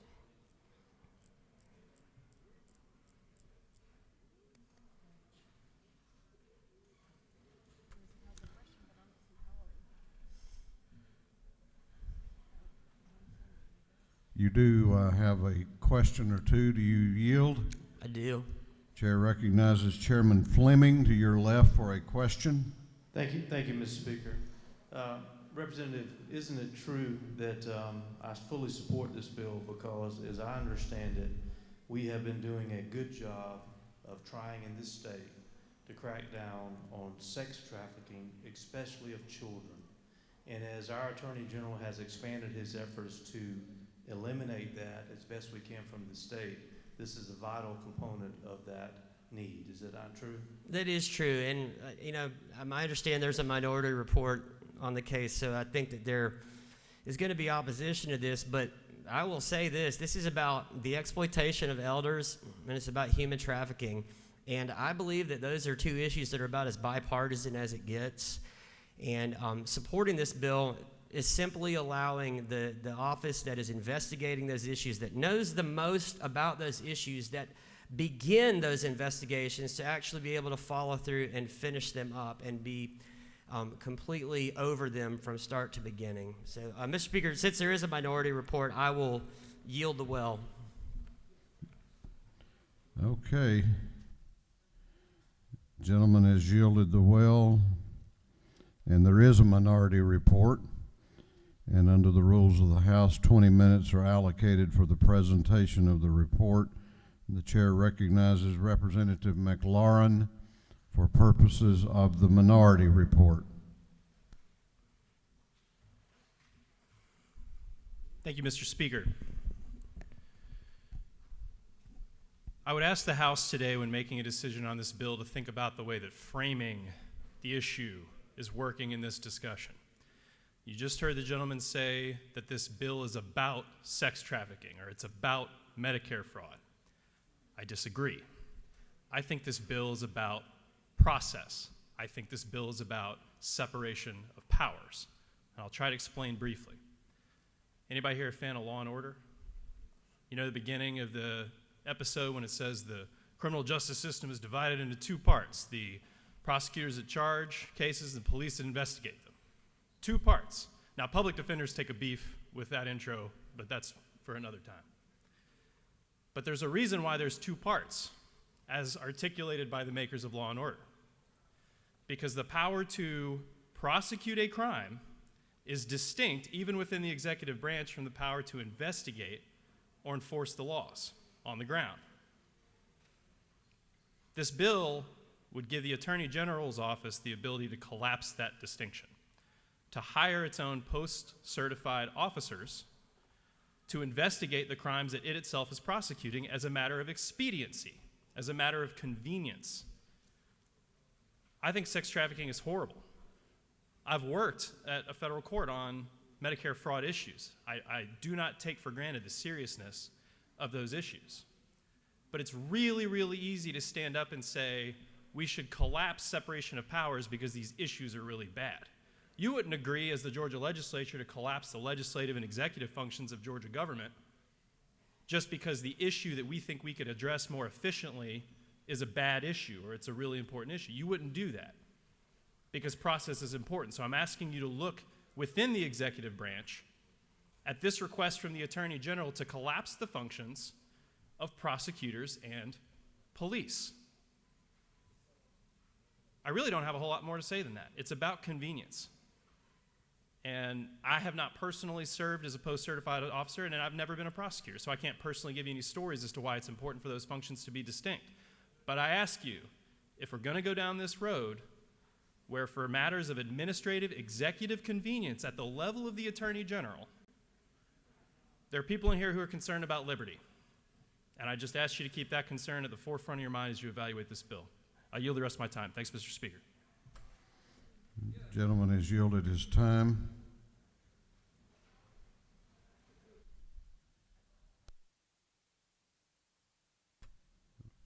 Under the rules of the House, the chairman has the 20-minute final argument. Chair recognizes Chairman F. Strachan for the chairman's time.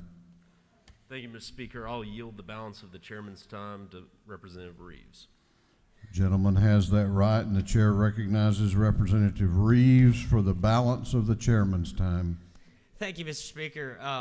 You know, it's an interesting argument that was just made about that we should separate the prosecutor's ability to investigate and then prosecute. Probably, maybe somebody could get Paul Howard over here to hear that comment because, well, you know, consistency is important, right?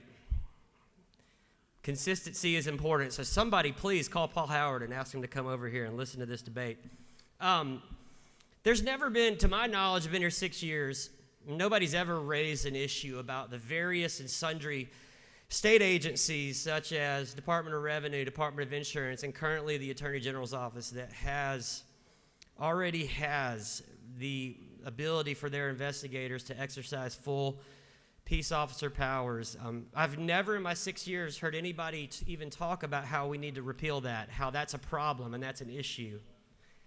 And so if we're going to frame the issue, as was said in the minority report, then let's frame the issue that this has never been an issue until right now. And again, this is creating an efficiency that's going to help us better handle the exploitation of elders in human trafficking criminal cases. These are complex cases, and the Attorney General's office has very qualified individuals as the investigators that are highly competent, and I ask that this body please support this measure. Thank you, Mr. Speaker.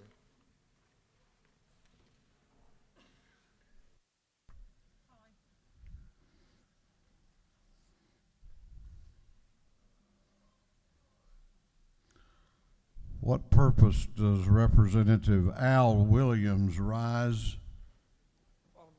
State your inquiry. Parliamentary. Is it not true, Mr. Speaker, that I was looking forward to asking the gentleman what he was going to tell us out that big book that he brought with him to the podium, which he never used?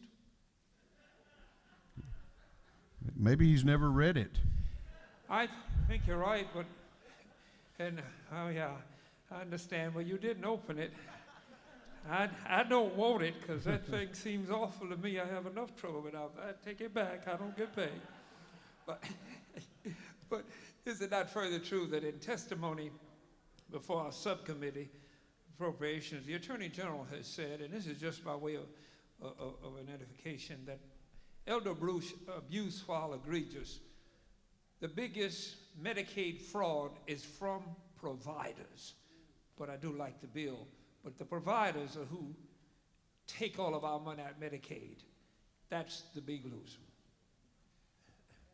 If the gentleman so states, Chair recognizes the chairman of the committee, Chairman F. Stration.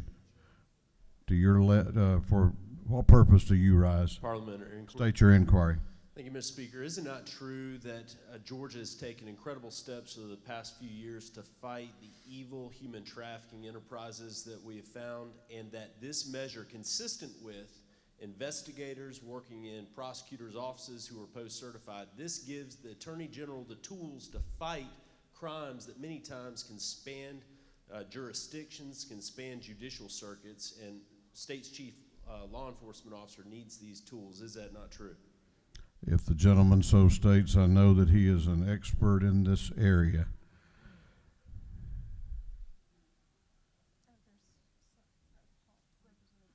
What purpose does Representative Holly rise? Parliamentary inquiry. State your inquiry. It's not true that for the amazing bills that this legislature has passed in order to stop human trafficking, that we've been able to do so because our government has been able to successfully work with many of the local small municipalities who already have active investigators who are working these cases to make sure that we can limit the amount of sex trafficking cases in the state. If the gentleman so states, I know he believes that to be true. What purpose does Chairman Setzler rise?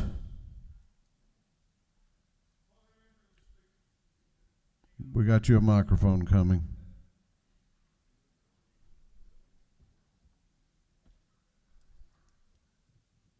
Parliamentary inquiry. State your inquiry. If members of this body are honest with themselves, isn't it true that we believe that the Attorney General's office has this power? I mean, I didn't know, Mr. Speaker, that they couldn't conduct these kinds of investigations. The idea that they can't, I mean, I would have never known as a member of the public, and candidly as a member of this legislature, that the Attorney General's office did not have this power. This seems to do something very simple that I think most members in this chamber would presume they already have the power to do, Mr. Speaker. Why are we making this complicated when it's directly focused on sex trafficking investigations for the kind of powers that common sense would tell us they should have already had, and this is just trying to fix that simple oversight in law. Isn't that true, Mr. Speaker? Because I think sometimes we're predisposed to make that which is not complicated, complicated. What purpose does Representative Carpenter rise? Parliamentary State your inquiry. Is this not true? Is it not true that this bill is talking about the Attorney General, that as soon as he found out the terrible incidents that happened in Brunswick, moved swiftly to make sure justice would be served? He did do that. Okay, we're ready to vote. Is there any objection to the previous question being ordered? The chair hears none. The previous question is ordered.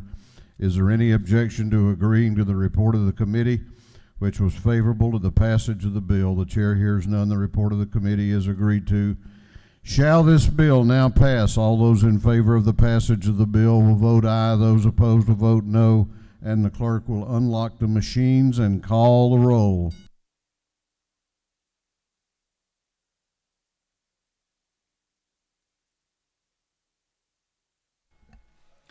Alexander, Anulowitz, Barr, Barton, Belton, Bennett, Bentley, Benton, Beverly, Blackman, Bodie, Bruce, Burns, Carpenter, Carson, Chokus, Clark H., Collins, Cooper, Corbett, Dempsey, Dickey, Dollar, Drenner, Dubnik, Efstration, England, Irwin, Fleming, Fry, Gaines, Gardner, Gravely, Harrell, Hatchett, Hawkins, Hitchens, Holcomb, Holmes, Houston,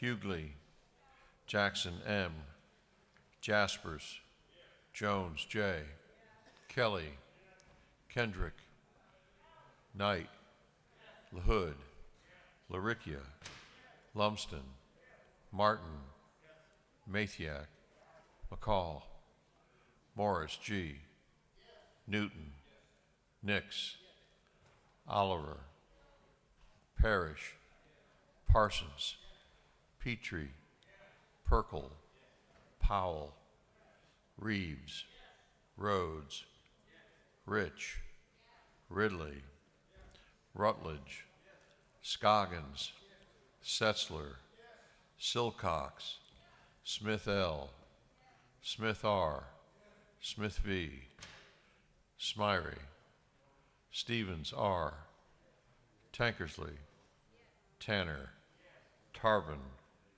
Taylor, Thomas E., Trammell, Washburn, Watson, Welch, Werkheiser, Wiedauer, Williams A., Williamson, Yurda, Allen, Bazemore, Bernal, Cannon, Carter, Clark D., Clark J., Cook, Davis, Douglas, Dreyer, Donahue, Earhart, Evans, Frazier, Gilligan, Gertler, Henson, Hill, Hogan, Holland, Holly, Hobson, Howard, Hutchinson, Jackson D.,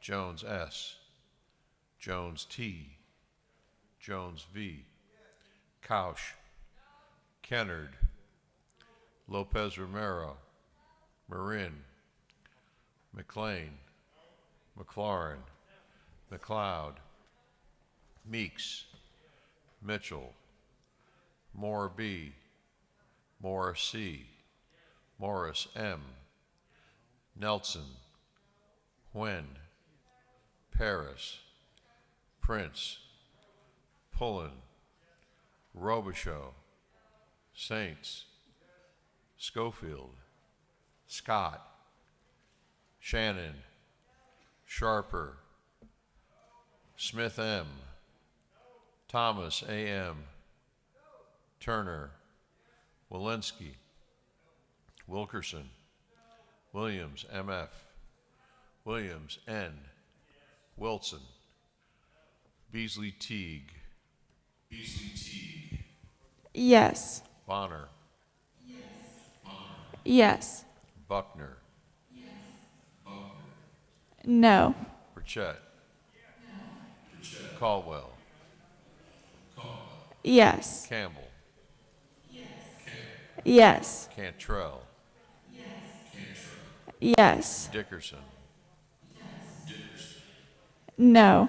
Dukes, No. Gamble, Gilliard. No. Gordon. No. Green. Yes. Gullett. Yes. Jones, JB. Yes. Kirby. Yes. Lott. Yes. Mathis. Yes. Metz. No. Momtahan. Yes. Park. No. Pruitt. Rogers. Yes. Singleton. Stovall. Yes. Williams, R. Anulowitz. Drenner. Donahue. Gamble. Yes. Jackson, M. McCall. Mitchell. Scott. Thomas, E.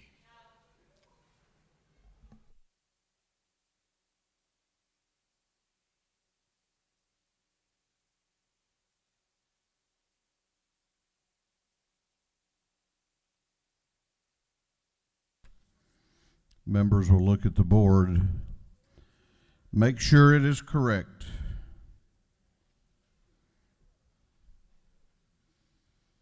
Clerk will lock the machine on the passage of Senate Bill 394. The ayes are 102, the nays are 64. This bill, having received the requisite constitutional majority, is therefore passed. Clerk will read the caption to Senate Bill 429.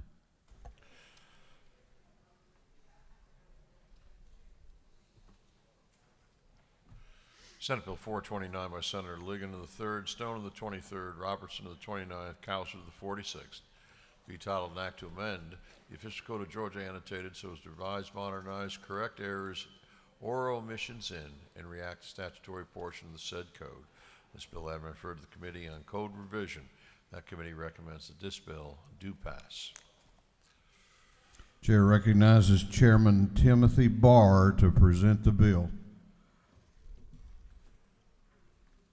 Thank you, Mr. Speaker. I brought my water today as this is a 23-page bill, and I'd like to go over it line by line with you.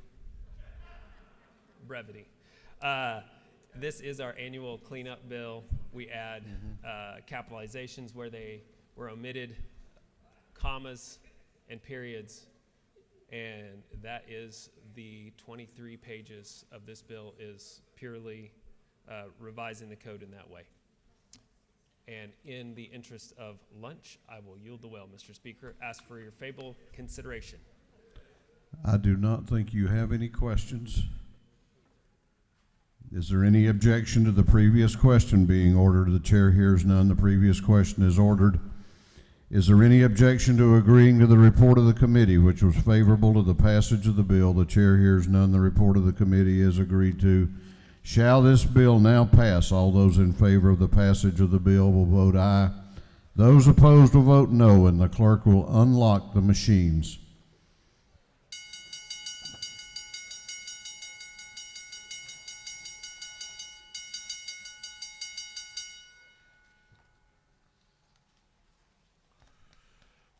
Alexander, Anulowitz, Barr, Barton, Belton, Bennett, Bentley, Benton, Beverly, Blackman, Bodie, Bruce, Burns, Carpenter, Carson, Chokus, Clark H., Collins, Cooper, Corbett, Dempsey, Dickey, Dollar, Drenner, Dubnik, Evstration, England, Irwin, Fleming, Fry, Gaines, Gardner, Gravely, Harrell, Hatchett, Hawkins, Hitchens, Holcomb, Holmes, Houston, Hughley, Jackson M.,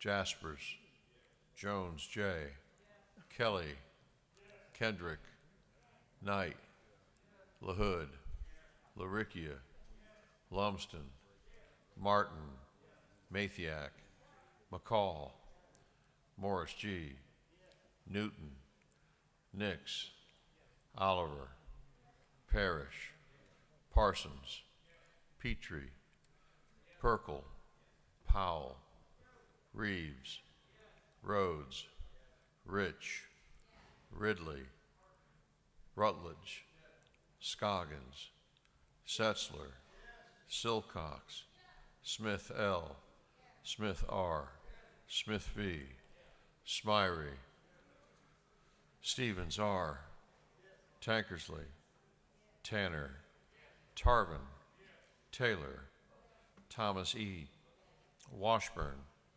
Watson, Welch, Werkheiser, Wiedauer, Williams A., Williamson, Yerda, Allen, Bazemore, Bernau, Cannon, Carter, Clark D., Clark J., Cook, Davis, Douglas, Dreyer, Donahue, Earhart, Evans, Frazier, Gilligan, Gertler, Henson, Hill, Hogan, Holland, Holly, Hobson, Howard, Hutchinson, Jackson D., Jones S., Jones T., Jones V., Couch, Kennard, Lopez Romero,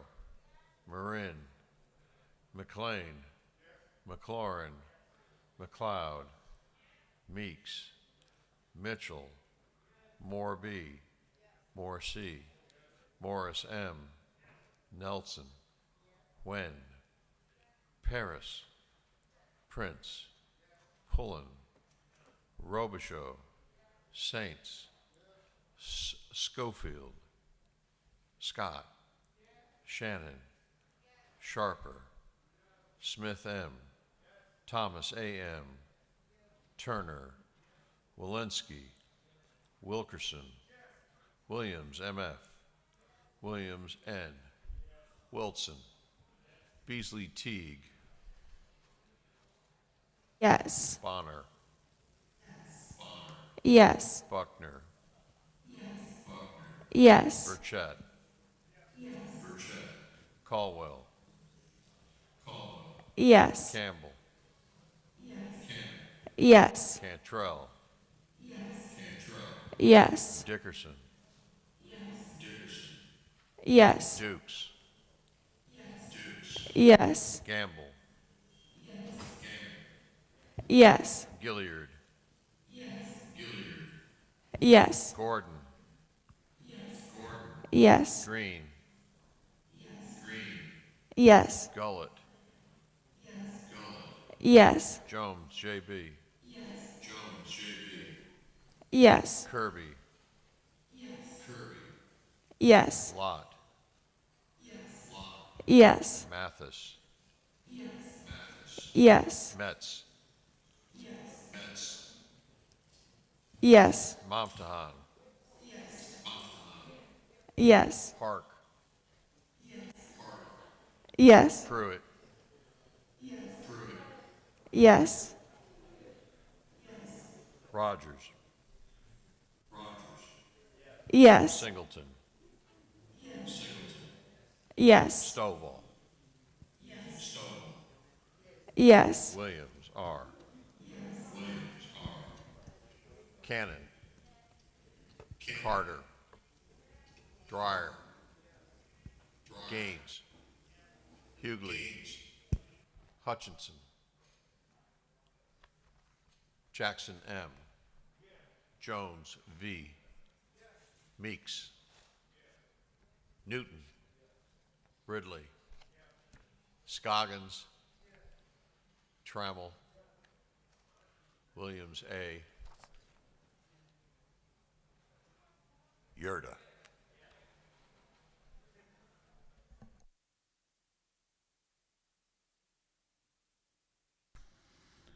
Members will check the board and make sure it's accurate. Clerk will lock the machines on the passage of Senate Bill 429. The ayes are 166, the nays are 0. This bill, having received the requisite constitutional majority, is therefore passed.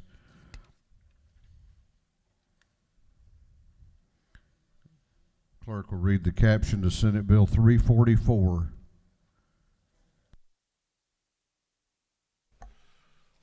Senate Bill 344 by Senator Mullis, the 53rd, Miller the 49th, Dugan the 30th, Gooch the 51st, Kennedy the 18th, and others, to be entitled an act to amend Code Section 24-1360, the official code of Georgia annotated, relating to order requiring prisoners' delivery to serve as a witness or criminal defendant generally. This bill having been referred to the Committee on Judiciary, Non-Civil Act Committee, recommends that this bill do pass.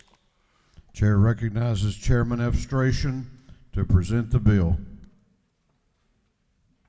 Thank you, Mr. Speaker. Ladies and gentlemen of the House, I begin today presenting Senate Bill 344 by telling you a little bit about my other job. So I'm a practicing attorney when we're not in session. I go to the courthouse pretty much every day. I'm there all the time, and am familiar with the criminal process and procedure on both sides of it.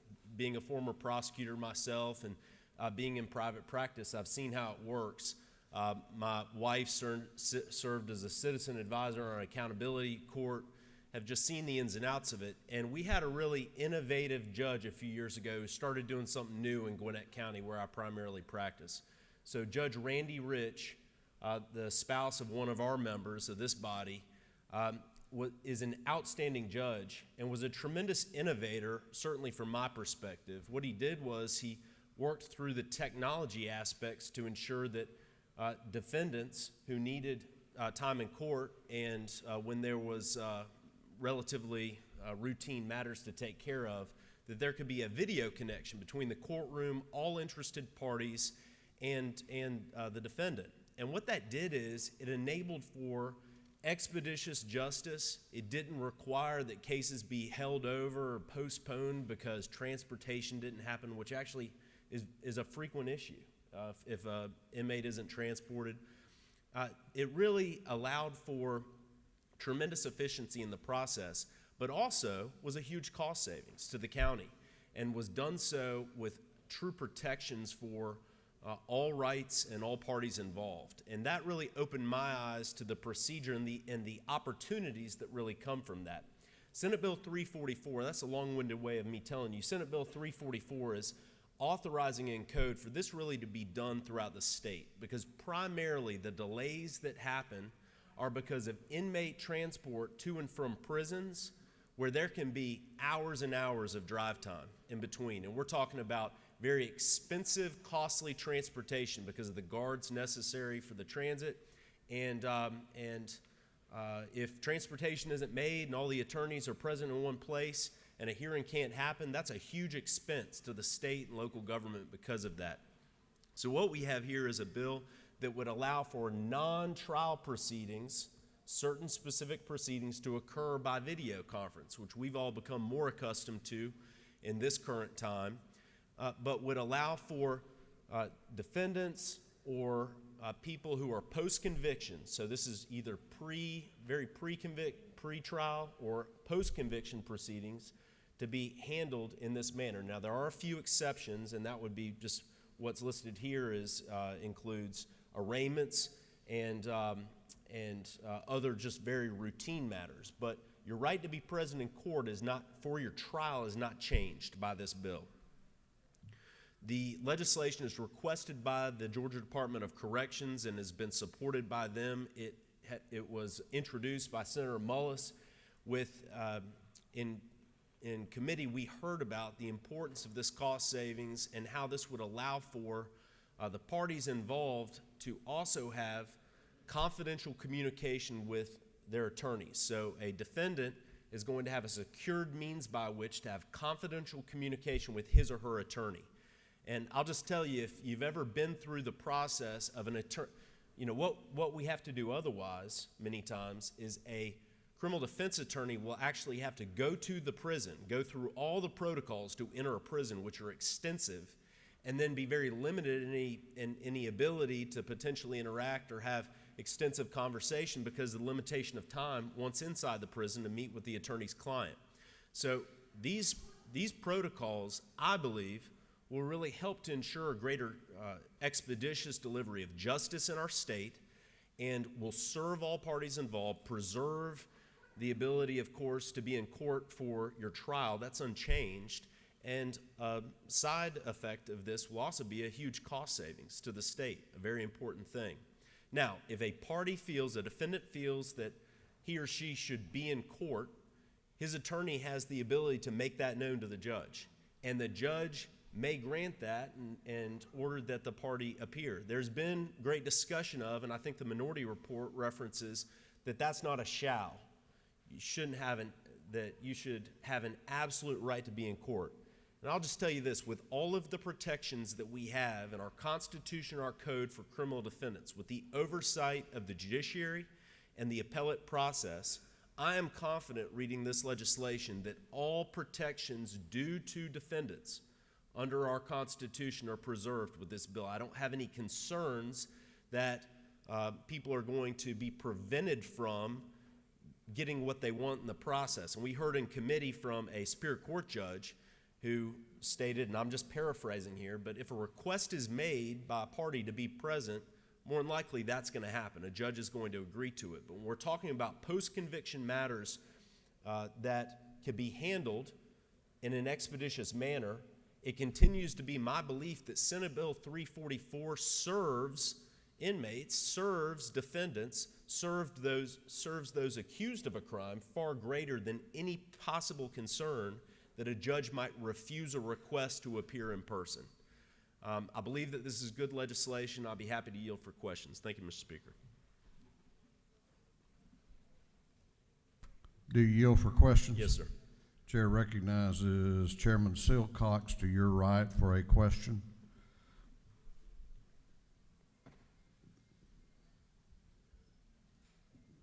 Thank you, Mr. Speaker. Mr. Chairman, do you yield? Yes.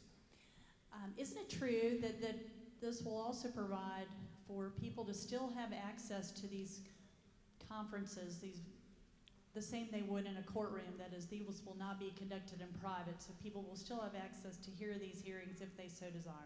Yes, absolutely. That's a great question. And just to give a summary here, all parties and those involved would still be in the courtroom traditionally with this. The hearing is open, the courtroom is open, so those who appear in court have the ability to see just like they would any other open courtroom proceeding. And in some circumstances, I'm aware of the hearings being live streamed online as well. So public access is preserved. That's in no way changed from existing requirements in the law. And don't you think also, Mr. Chairman, that this will result in substantial savings to the state? Without a doubt, substantial savings. The testimony that we heard in committee is it's thousands of dollars per inmate to appear at these hearings in court. And if you think about a habeas corpus proceeding, a post-hearing, post-conviction hearing, where a person who has been convicted is being transported to the court, the attorney is potentially having to be transported to the prison before the meeting.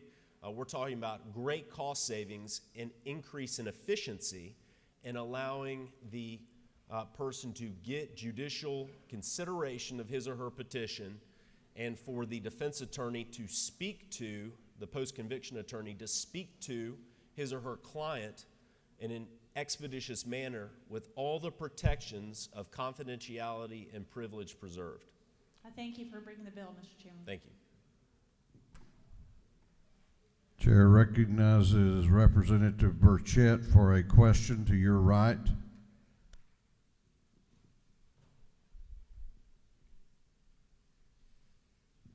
Thank you, Mr. Speaker. Does the gentleman yield? Yes, sir.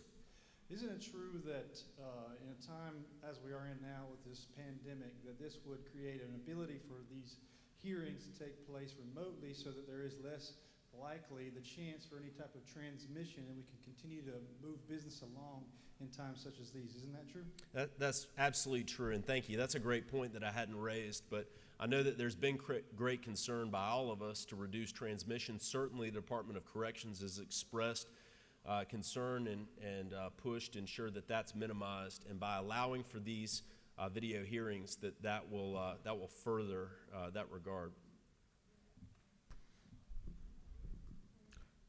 I do not do. Thank you, Mr. Speaker. I ask the House to favorably consider this measure, and I'll yield the well. Gentleman has yielded the well. We do have a minority report. We have a minority report on Senate Bill 344. Chair recognizes the minority leader of the House, Leader Trammell, for the minority report. Thank you, Mr. Speaker. And I know it's lunchtime, but I want to start out by reading from the text of the United States Constitution, Amendment 6.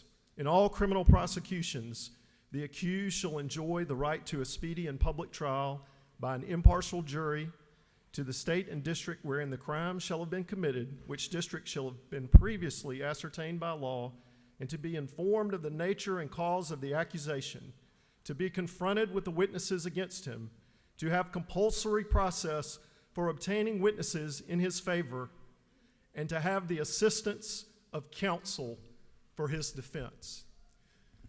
Ladies and gentlemen, it may be right before lunchtime, but the Sixth Amendment right to counsel is literally on trial on the floor of the Georgia House. It's on trial. And if you vote yes to this bill, you are eviscerating the fundamental constitutional right to counsel provided in the Sixth Amendment to the United States Constitution. Now, let me tell you about what this bill does by its own terms. This is a bill about convenience, administrative ease. But you know something? The founders, when they wrote the Constitution, recognized there's some things that aren't supposed to be easy. And your constitutional rights, they're not supposed to be given up or taken away easily. You're not supposed to be able to take someone's liberty away easily. And when we talk about going to a process where a defendant on trial for his liberty is able to appear by video and has no choice in the matter, does not have a fundamental right to say, I want to appear in front of the judge in this proceeding, we have compromised that fundamental right to counsel.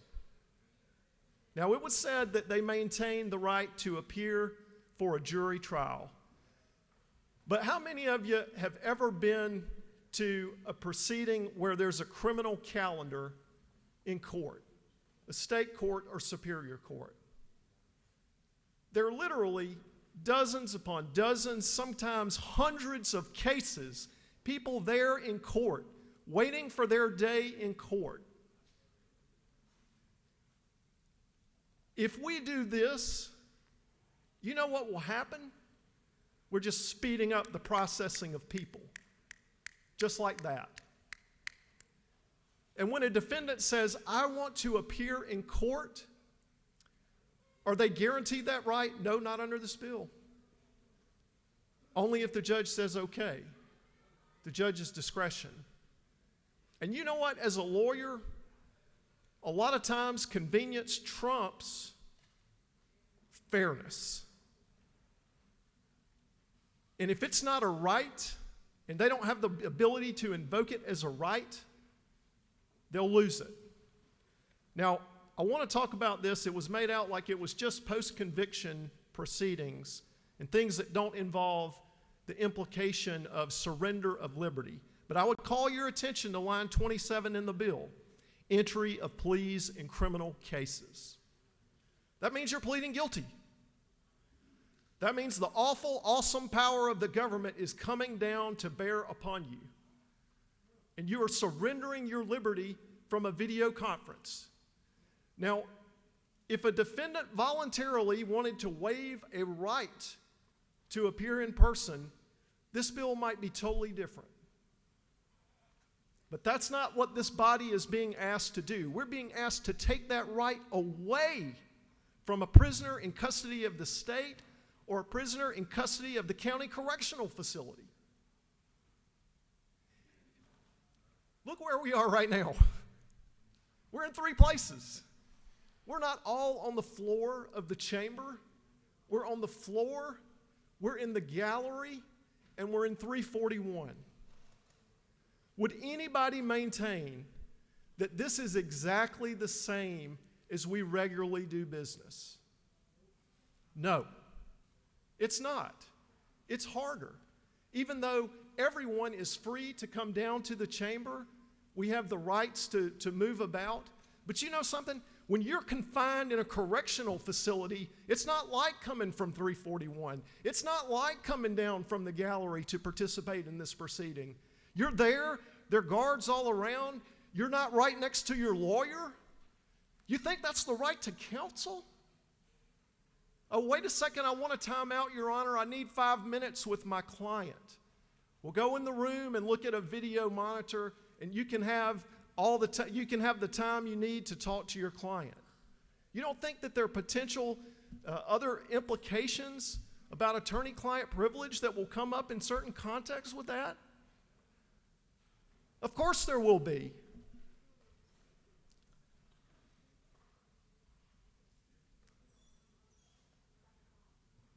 I want to end this. I'm gonna end this and yield my time to Representative Bodie, because I think I've made my point, but I just want to tell you one story. You know, I've stood in those proceedings next to defendants when they're entering pleas, when they're going through this process. And I got to tell you that being able to be right there, while it may not be part of the record proceeding, there are a lot of times where a defendant needs to lean over to his or her lawyer and ask a question, just if it's about what's going on, what's happening. What's going on here? What's about to happen? So it's not like I'm giving them some brilliant legal advice at the moment, but they've got that right. They have an advocate that understands the process and is there to explain it, is there to stand up for them when something's not going right. And it's not the same if you put somebody on a video and you're just sitting there and they're left to guess. And you know what it would take? It would take tremendous courage to summon the strength from a remote location to say, I need a minute to speak with my lawyer. Whereas if they're right next to me, they can just tap me on the shoulder, say, what's going on? It's not the same. We know it's not the same. Here's my story, and then I'm going to yield the balance of my time to the whip, Representative Bodie. You know, you see a lot of things in court. And one day I was taking a plea with a guy, and he thought that he was going to get probation. It was the recommendation of both the prosecution and the defense, and that was the way he thought it was going to go down. He thought he was going to walk out of that courtroom. But it was one of the rare instances where the judge disagreed with the recommendation of the prosecutor in the joint plea agreement. Thought he deserved some time because of the nature of the offense. Caught us unsuspecting and caught us unaware. So he got sentenced to 2 years to serve. And you know what he did? He pulled his wedding ring off and he handed it to me. And he said, give it to my wife so she can take care of it.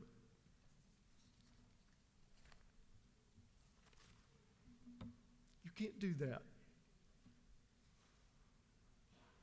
on video. Mr. Speaker, I yield the balance of the time for the minority report to the whip, Representative Bodie. Gentleman has that right. The chair recognizes Representative Bodie for the remaining 10 minutes and 30 seconds of the minority report. Thank you, Mr. Speaker. Normally, when I come to the well, I will have a sheet, piece of paper, my speech written out. But this is one of those occasions where I just don't need that. Because I live it every day, just like our leader of the Georgia House Democratic Caucus every day. We debated this issue in committee. We just asked, allow a defendant to opt out. Allow the defendant to be able to go before the judge if they choose to. So some of us may be sitting here because we may not have been involved or had a loved one involved with the judicial system. But sometimes in this General Assembly, we have to put ourselves in the seat of the people that come before institutions of this state that we have nothing to deal with in our daily lives. Because we do represent the state of Georgia. And we do have people that may have mental issues, drinking issues, substance abuse issues, that may have to avail themselves to the judicial system. And like the leader stated before, constitutional rights should always be adhered to. And this General Assembly should do everything that we possibly can to make sure the Georgia Constitution and the U.S. Constitution are always front of mind before this noble body. I won't keep much of your time, but the leader had a story because he's a trial lawyer like me, and I have a story. I had a client, I would say it in a jurisdiction that could be a little tough when it comes to repeat offenders. But this is a nonviolent offense, a theft offense. The problem is my client had a string of those offenses. And I spoke with my client. I want to know what's going on here. What is the root of the problem? Mr. Bodie, I'm an alcoholic. Mr. Bodie, I do drugs. Mr. Bodie, I have stolen from my mother, my family, and I've disgraced my family. But it's time, Mr. Bodie, I need help. I need you to get me into a program for my substance abuse problems. I need to be able to be a man to my child. I need to be able to be a man to my family. And so I found him substance abuse program that would accept him. And so when I went to the prosecutor, and the prosecutor said, Mr. Bodie, the negotiated plea, the best I can do is 10 years in prison. I was like, well, Mr. Prosecutor, I just can't accept 10 years in prison for my client. I just can't do that. My client has a drug problem, and he's got to get into a rehab program. He's going to change his life. Well, Mr. Bodie, you tell it to the judge. And I said, okay, we'll put it up non-negotiated. What non-negotiated means is that we don't have an agreement, and I'm going to put up my side, argue my case for my client, and the state is going to do the same. And the DA and the judge is going to make the decision in the end. And so I told my client, I was like, it may not look good for us because you do have a record, and you have a string of theft cases. And he's told me, Mr. Bodie, just let the judge see my face. I just want the judge to see my face. And so we went before the judge, and the judge saw my client's face and told his story of his life, of his challenges. The judge gave him a better deal than I could ever ask for. We're going to put you on probation today, but you're gonna go straight into that substance abuse program. We're gonna let you go, we're gonna let you leave here today.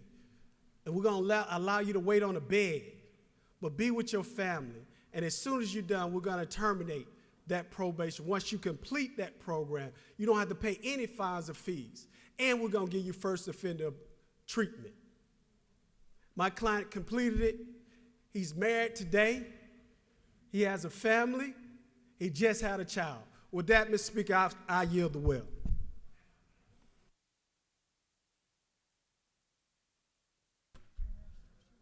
Okay, moving on now to the chairman's time. Chairman F. Strachan is recognized for the chairman's time. Well, thank you, Mr. Speaker. Ladies and gentlemen of the House, it's been a busy week for me. I had no idea that this would be this bill would end up being the biggest fight here on the floor as it's become. A few things have been said from this well which need to be corrected, which just simply are not consistent with the practice and the truth as I've observed it. I appreciated the Minority Whip's comments just a moment ago. I recall in committee that this member actually specifically talked about a great experience with resolving a matter through a video connection in a Cobb County courtroom, spoke specifically to the judge whom he had been before. This legislation does nothing to stop or prevent a criminal defendant from being present in the courtroom when his or her liberty is at stake. Trials are unchanged by this bill. A trial cannot take place because of this bill over video. It can't be done. We're only talking about, as I said earlier, and I'm consistently saying now, pre-trial and post-trial proceedings in a very limited nature. So let's go through them. All right, you can see the listed events here. All right, hearings on appearance, initial appearance hearings, probable cause hearings, pretrial motion hearings, all pretrial. And line 27, entry of pleas in a criminal case. Now, I practice law, so I know what this looks like, but not everybody in here has seen these procedures, seen how this goes. What happens when there's an entry of a plea in a criminal case? That's where an attorney has met with his or her client, has discussed, and we're talking about in custody cases here, has met with his or her client in custody, has discussed the implications of voluntarily and freely going before court and admitting guilt in a case, and understands the implications, because that attorney is duty bound to have made sure that his or her client knows these things. Now, if the client is leaning over in court right now and saying, "What's happening?" I submit to you, then there's been a real failure in the communication and contact between the attorney and his client prior to that date. But if that happens anyway, if that still occurs, there is a means by which for there to be a direct and secure communication channel between the attorney and the defendant. And by the way, it was said in committee that if the attorney wants to be with his or her client at the remote location and have the video connection that way, that's fine too. Nothing in this bill would prevent that. And some lawyers I've seen prefer to do that. They want to, for the guilty plea, to go be next to their client and speak to the judge through the video feed. That's fine. There is nothing in this bill which is inconsistent with constitutional protections ensuring that you get due process under the law. I mean, by its very nature, the Constitution would trump anything that we're doing here. And the fact that this is being practiced, that we've seen in state courts, only and all the more so, should encourage you and give you confidence in our ability to pass this, for protections to remain in place. Now, I'll point you to some other language here, just for anybody who's really questioning, how is this going to work? And it's lines 78 to 80. All right, except for these pretrial and post-sentencing matters, nothing in this code section shall be construed is providing for the use of testimony pursuant to paragraph 1 of this subsection in criminal proceedings. That's making it explicit. It cannot be used at trial. You have to be in the courtroom for any trial. Unchanged. This is not about folks who are now going to have to plead for their liberty over a video connection. That's just not in this bill, in the trial proceeding. We talked about other court matters that are also included in here, so it's not just limited to the criminal context, but we're looking at great efficiencies in the court system, which I'd mentioned are not all that indifferent from what we've already passed this week, which is allowing the General Assembly to meet and hold committee meetings and deliberate and discuss issues through video. We've already passed that. What could be of greater importance than deliberation on the laws of our state that we'll all have to live under? And if it's good enough for a unanimous vote or complete support on an issue like that, we're talking about the same type of framework for what I'd characterize as more regular matters that are required to be handled by courts, which require parties to appear, and currently a very expensive and long process for inmates to be transported to and from a courtroom, sometimes on the other side of Georgia.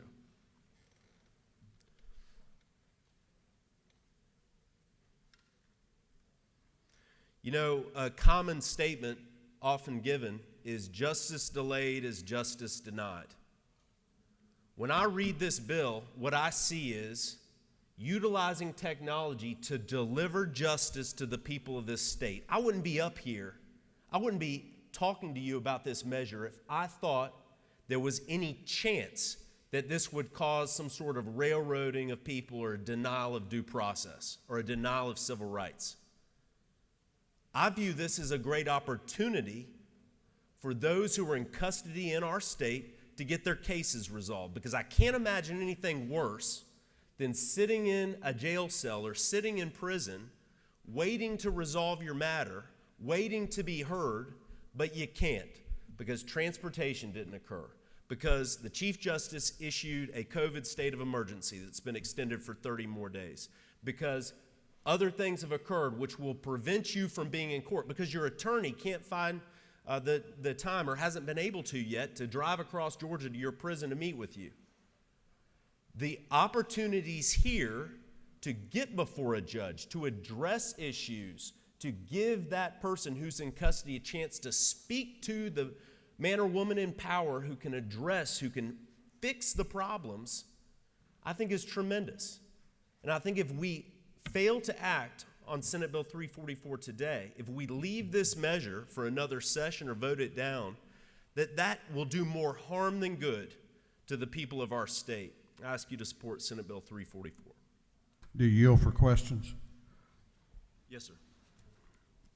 Chair recognizes Representative Beth Moore to your right up in the gallery for a question. Thank you for the spirited debate on this. Does the gentleman yield for yes, one ma'am. motion? Isn't it true that if we do not pass this particular version of this bill today, that would not preclude court systems from voluntarily putting in place these types of virtual proceedings, just like we do in Gwinnett County, as you mentioned in your first statements?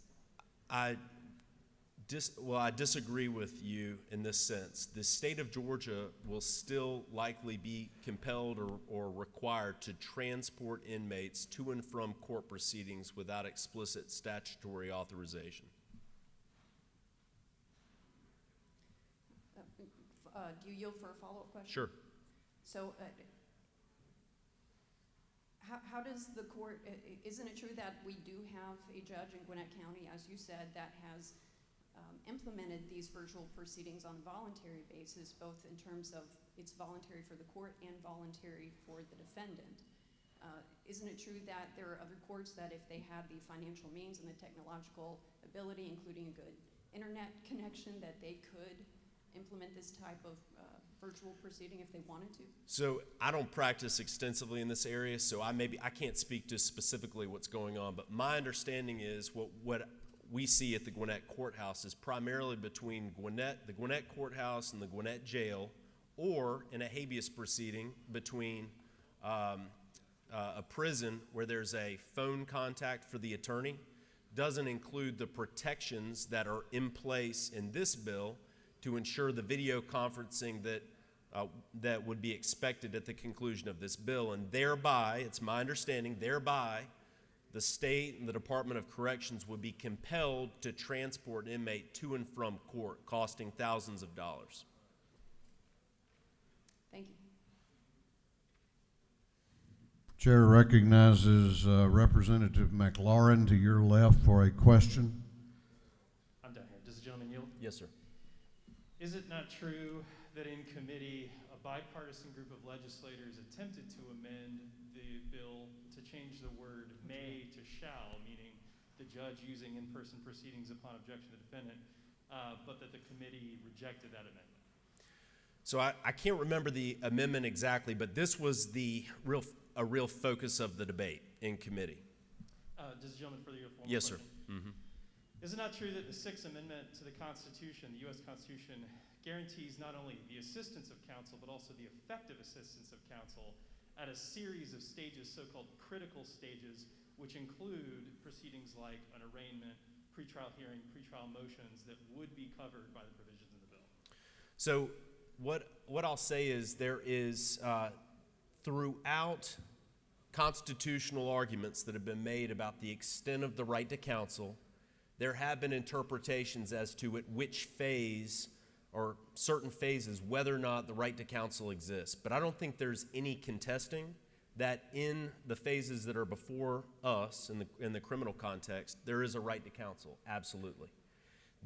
What I would just say to you is, many times in the court system and in the judiciary, I've observed inefficiencies which drive me crazy. What are some of those inefficiencies? It's the failure or inability of an attorney to make contact with his or her client. Maybe there's a large caseload. Maybe there's some obstruction to being able to get into the get into the jail or where that person's being held to meet with them. Maybe it's you can only come during these certain hours and the lawyer has court during those hours and it becomes very difficult. Other major obstacles, a judge's calendar, judges who have very long calendars and an inability to get all of the cases before the judge for decisions and dispositions and justice to be done in the cases. And a third major thing that I've seen that's caused issue, and that is when judges show up, attorneys show up, the attorneys are being paid by the state potentially through indigent defense. The judge, of course, is being paid by the state. Everybody's there present, and you know what? Transport didn't happen. Transport didn't come through. And that hearing now has to be reset for another date because the logistics of getting the party there to handle the hearing couldn't occur. I see all these inefficiencies, and I view Senate Bill 344 as a solid, as a reasonable, as a protective measure to utilize technology to address those inefficiencies, to deliver justice to the people of the state. I don't read this bill and see any erosion of constitutional protections. I don't view this as a means by which a criminal defendant is going to be forced into some outcome. But just to take that a step further, when I used to be a prosecutor, you have to remember you're not just duty bound to do justice in the case, do justice on behalf of your client, the state, but you're also responsible to make sure that the defendant receives a fair hearing, that he or she receives a fair judicial disposition, because you know that our Constitution holds all officers of the court to these standards, and on top of that, you know that an appellate court's going to review whatever's taking place in court. And if there's any erosion or taking away from that, that's going to be known, and that case is going to be right back before you. You just think through the potential for a defendant to say, Judge, I want to be seen. I know I'm on a calendar to have a video conference with you for post-sentence proceedings in line 31 to 33. So the person who's been convicted is in prison and says, no, judge, I want to have my proceeding held in front of you. Why would a judge not grant that to ensure that there is an appellate basis later arguing that I didn't have a fair hearing because I wasn't present for the proceeding? I'd submit to you that most are going to say an opportunity to get before a judge in an expeditious manner is a way to deliver justice. And that's something I'm going to support.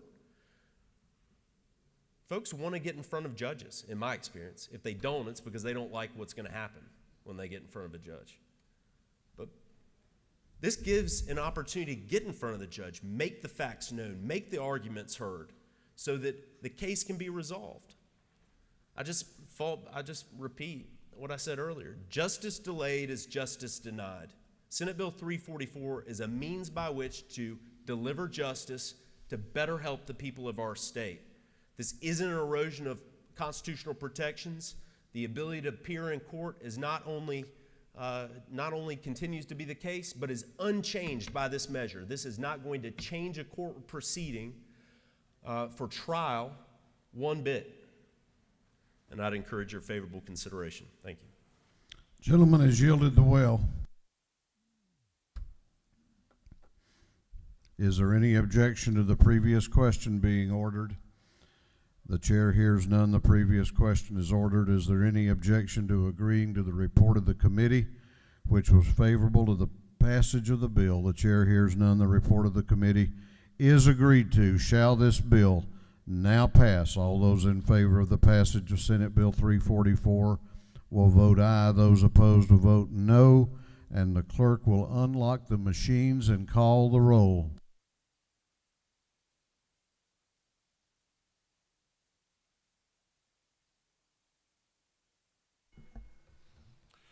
Alexander, Anulowicz, Barr, Barton, Belton, Bennett, Bentley, Benton, Beverly, Blackman, Bodie, Bruce, Burns, Carpenter, Carson, Chokus, Clark H., Collins, Cooper, Corbett, Dempsey, Dickey, Dollar, Drenner, Dubnik, Abstration, England, Irwin, Fleming, Fry, Gaines, Gardner, Gravely, Harrell, Hatchett, Hawkins, Hitchens, Holcomb, Holmes, Houston, Hughley, Jackson M., Jaspers, Jones J., Kelly,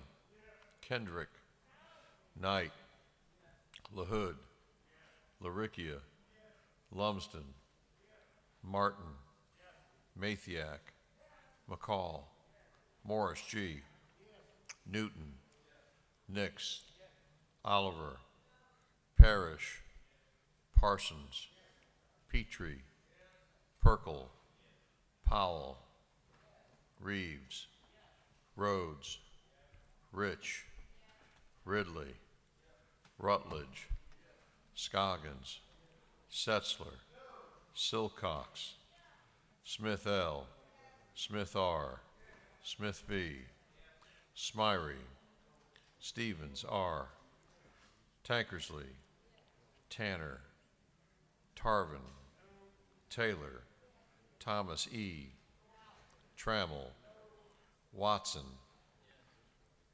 Washburn, Welch, Werkheiser, Wiedauer, Williams A., Williamson, Yerda, Allen, Bazemore, Bernau, Cannon, Carter, Clark D., Clark J., Cook, Davis, Douglas, Dreyer, Donahue, Earhart, Evans, Frazier, Gilligan, Gertler, Henson, Hill, Hogan, Holland, Holly, Hobson, Howard, Hutchinson, Jackson D, Jones S, Jones T, Jones V, Couch, Kennard, Lopez Romero, Marin, McLean, McLaurin, McLeod, Meeks, Mitchell, Mora B, Morrissey, Morris M, Nelson, Wen, Paris, Prince, Pullen, Robichaud, Saints, Schofield, Scott, Shannon, Sharper, Smith M, Thomas A.M., Turner, Walensky, Wilkerson, Williams M.F., Williams N., Wilson, Beasley Teague, No. Bonner, No. Buckner, No. Burchett,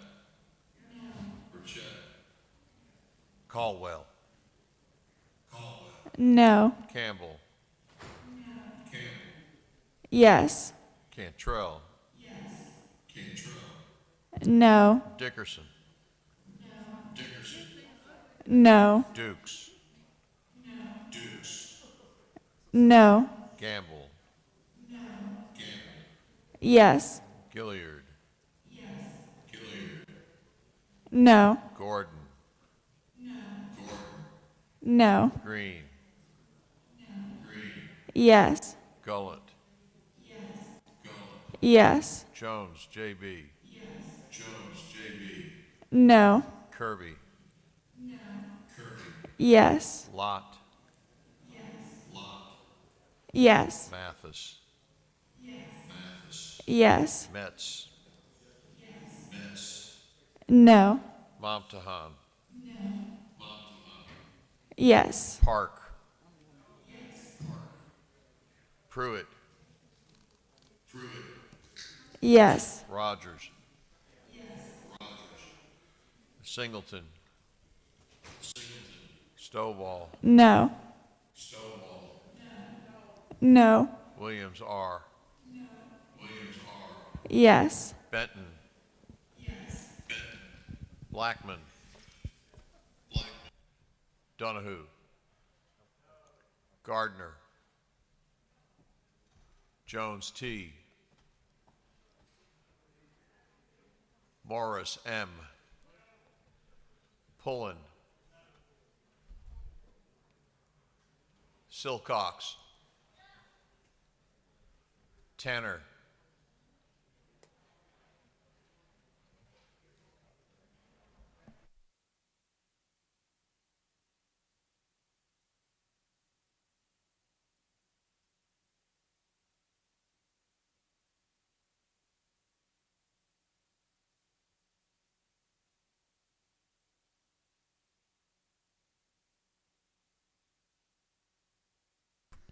Members will look at the board, make sure it is correct.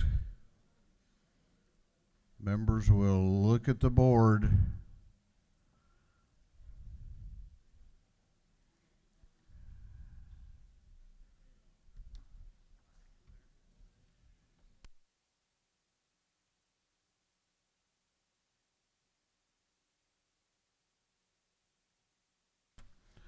All right, Mr. Clerk, you may lock the machine on the passage of Senate Bill 3344.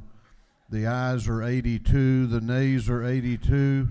This bill, having failed to receive the requisite constitutional majority, is therefore failed.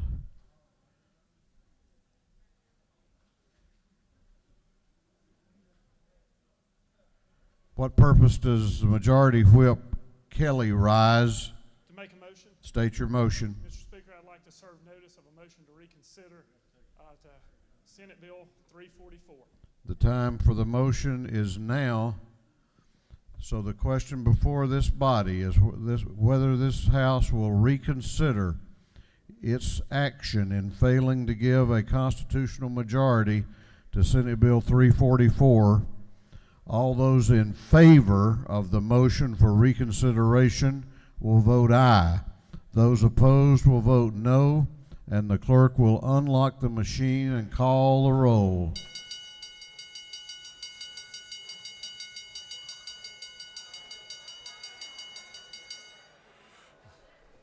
Alexander, Anulowitz, Barr, Barton, Belton. Just a minute, Mr. Clerk. It's important that the clerk be able to hear responses. So I'm going to ask that you cease conversation until we get this roll call in. You may continue. Barr, Barton, Belton, Bennett, Bentley, Benton, Beverly, Blackman, Bodie, Bruce, Burns, Carpenter, Carson, Chokas, Clark H., Collins, Cooper, Corbett, Dempsey, Dickey, Dollar, Drenner, Dubnik, Efstration, England, Irwin, Fleming, Fry, Gaines, Gardner, Gravely, Harrell, Hatchett, Hawkins, Hitchens, Holcomb, Holmes, Houston, Hughley, Jackson M., Jaspers, Jones J., Kelly, Kendrick, Knight, LaHood, LaRicchia, Lumsden, Martin, Mathiak, McCall, Morris G., Newton, Nix, Oliver, Parrish, Parsons, Petrie, Perkel, Powell, Reeves, Rhodes, Rich, Ridley, Rutledge, Scoggins, Setzler, Silcox, Smith L., Smith R., Smith V., Smyrie, Stevens R., Tankersley, Tanner, Tarvin, Taylor, Thomas E., Trammell, Washburn, Watson, Welch, Werkheiser, Williams A., Williamson, Yerda, Allen, Bazemore, Bernau, Cannon, Carter, Clark D., Clark J., Cook, Davis, Douglas, Dreyer, Donahue, Earhart, Evans, Frazier, Gilligan, Gertler, Henson, Hill, Hogan, Holland, Holly, Hobson, Howard, Hutchinson, Jackson D., Jones S., Jones T., Jones V., Couch, Kennard, Lopez Romero, Marin, McLean, McLaurin, McLeod,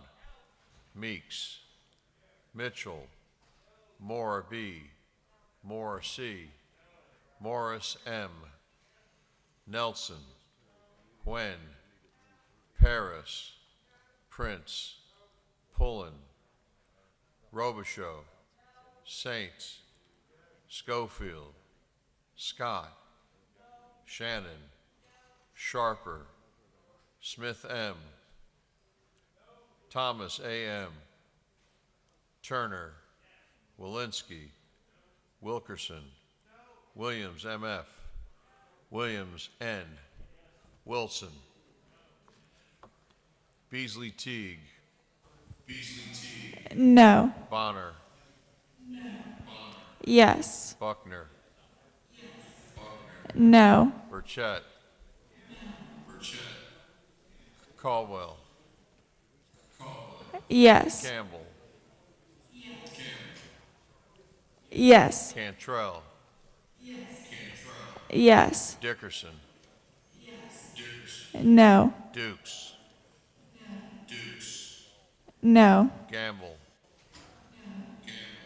Yes. Gilliard, No. Gordon, No. Green, Yes. Gullett, Yes. Jones, J.B., Yes. Kirby, Yes. Lott, Yes. Mathis, Yes. Metz, No. Momtahan, Yes. Park, Pruitt, Yes. Rogers, Singleton, Yes. Stovall, No. Williams R., Yes. Allen, Davis, Jaspers, Jones V., Morris G.,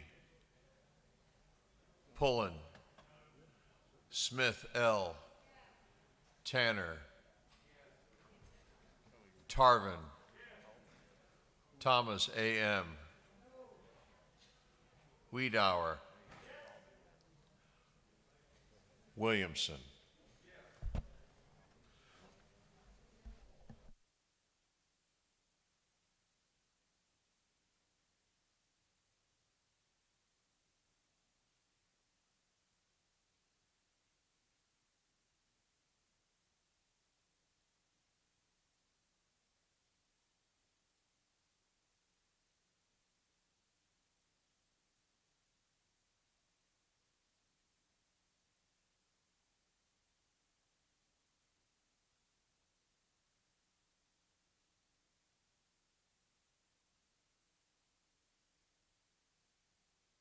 All right, members will look and be sure that the board is accurate.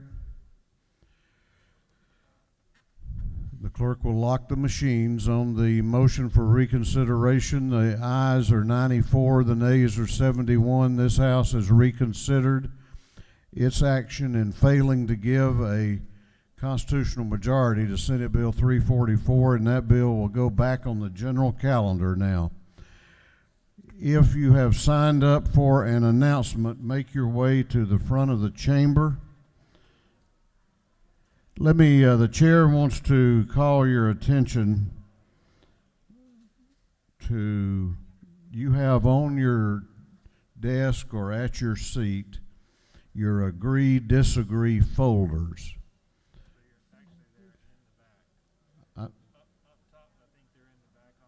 Okay, they're on the tables, I understand. You need to get one of those, put your name on it, and hang on to it, because that's the only one you'll get, and you're going to need it today and tomorrow and Friday and Saturday and Sunday, and so be sure and get one of those. Chair recognizes Chairman Lynn Smith for an announcement. Good afternoon, everyone, and this is to clarify that natural The Natural Resources and Environment Committee will be meeting upon adjournment, which is now in room 506 CLOB, to consider Senate Bill 384. Senate Bill 384, 506 CLOB upon adjournment. Madam Chair, that's actually going to be upon recess. We're coming back. Well, I was being hopeful, Mr. Speaker, but I understand. Hey, can't blame a lady for trying, can you? Chair recognizes the chair of the Ways and Means Committee, Chairman Harrell, for an announcement. Thank you, Mr. Speaker. The Ways and Means Committee will also meet upon recess, and 406 CLOB will be taking up Senate Bill 375. Chair recognizes Chairman Tanner for an announcement. Thank you, Mr. Speaker. The Transportation Committee will meet upon recess in 606 CLOB, taking up the road naming bill. Please come so we can get that taken care of. Thank you. This House will be in recess for committees and lunch until 2:30 p.m. 2:30 p.m.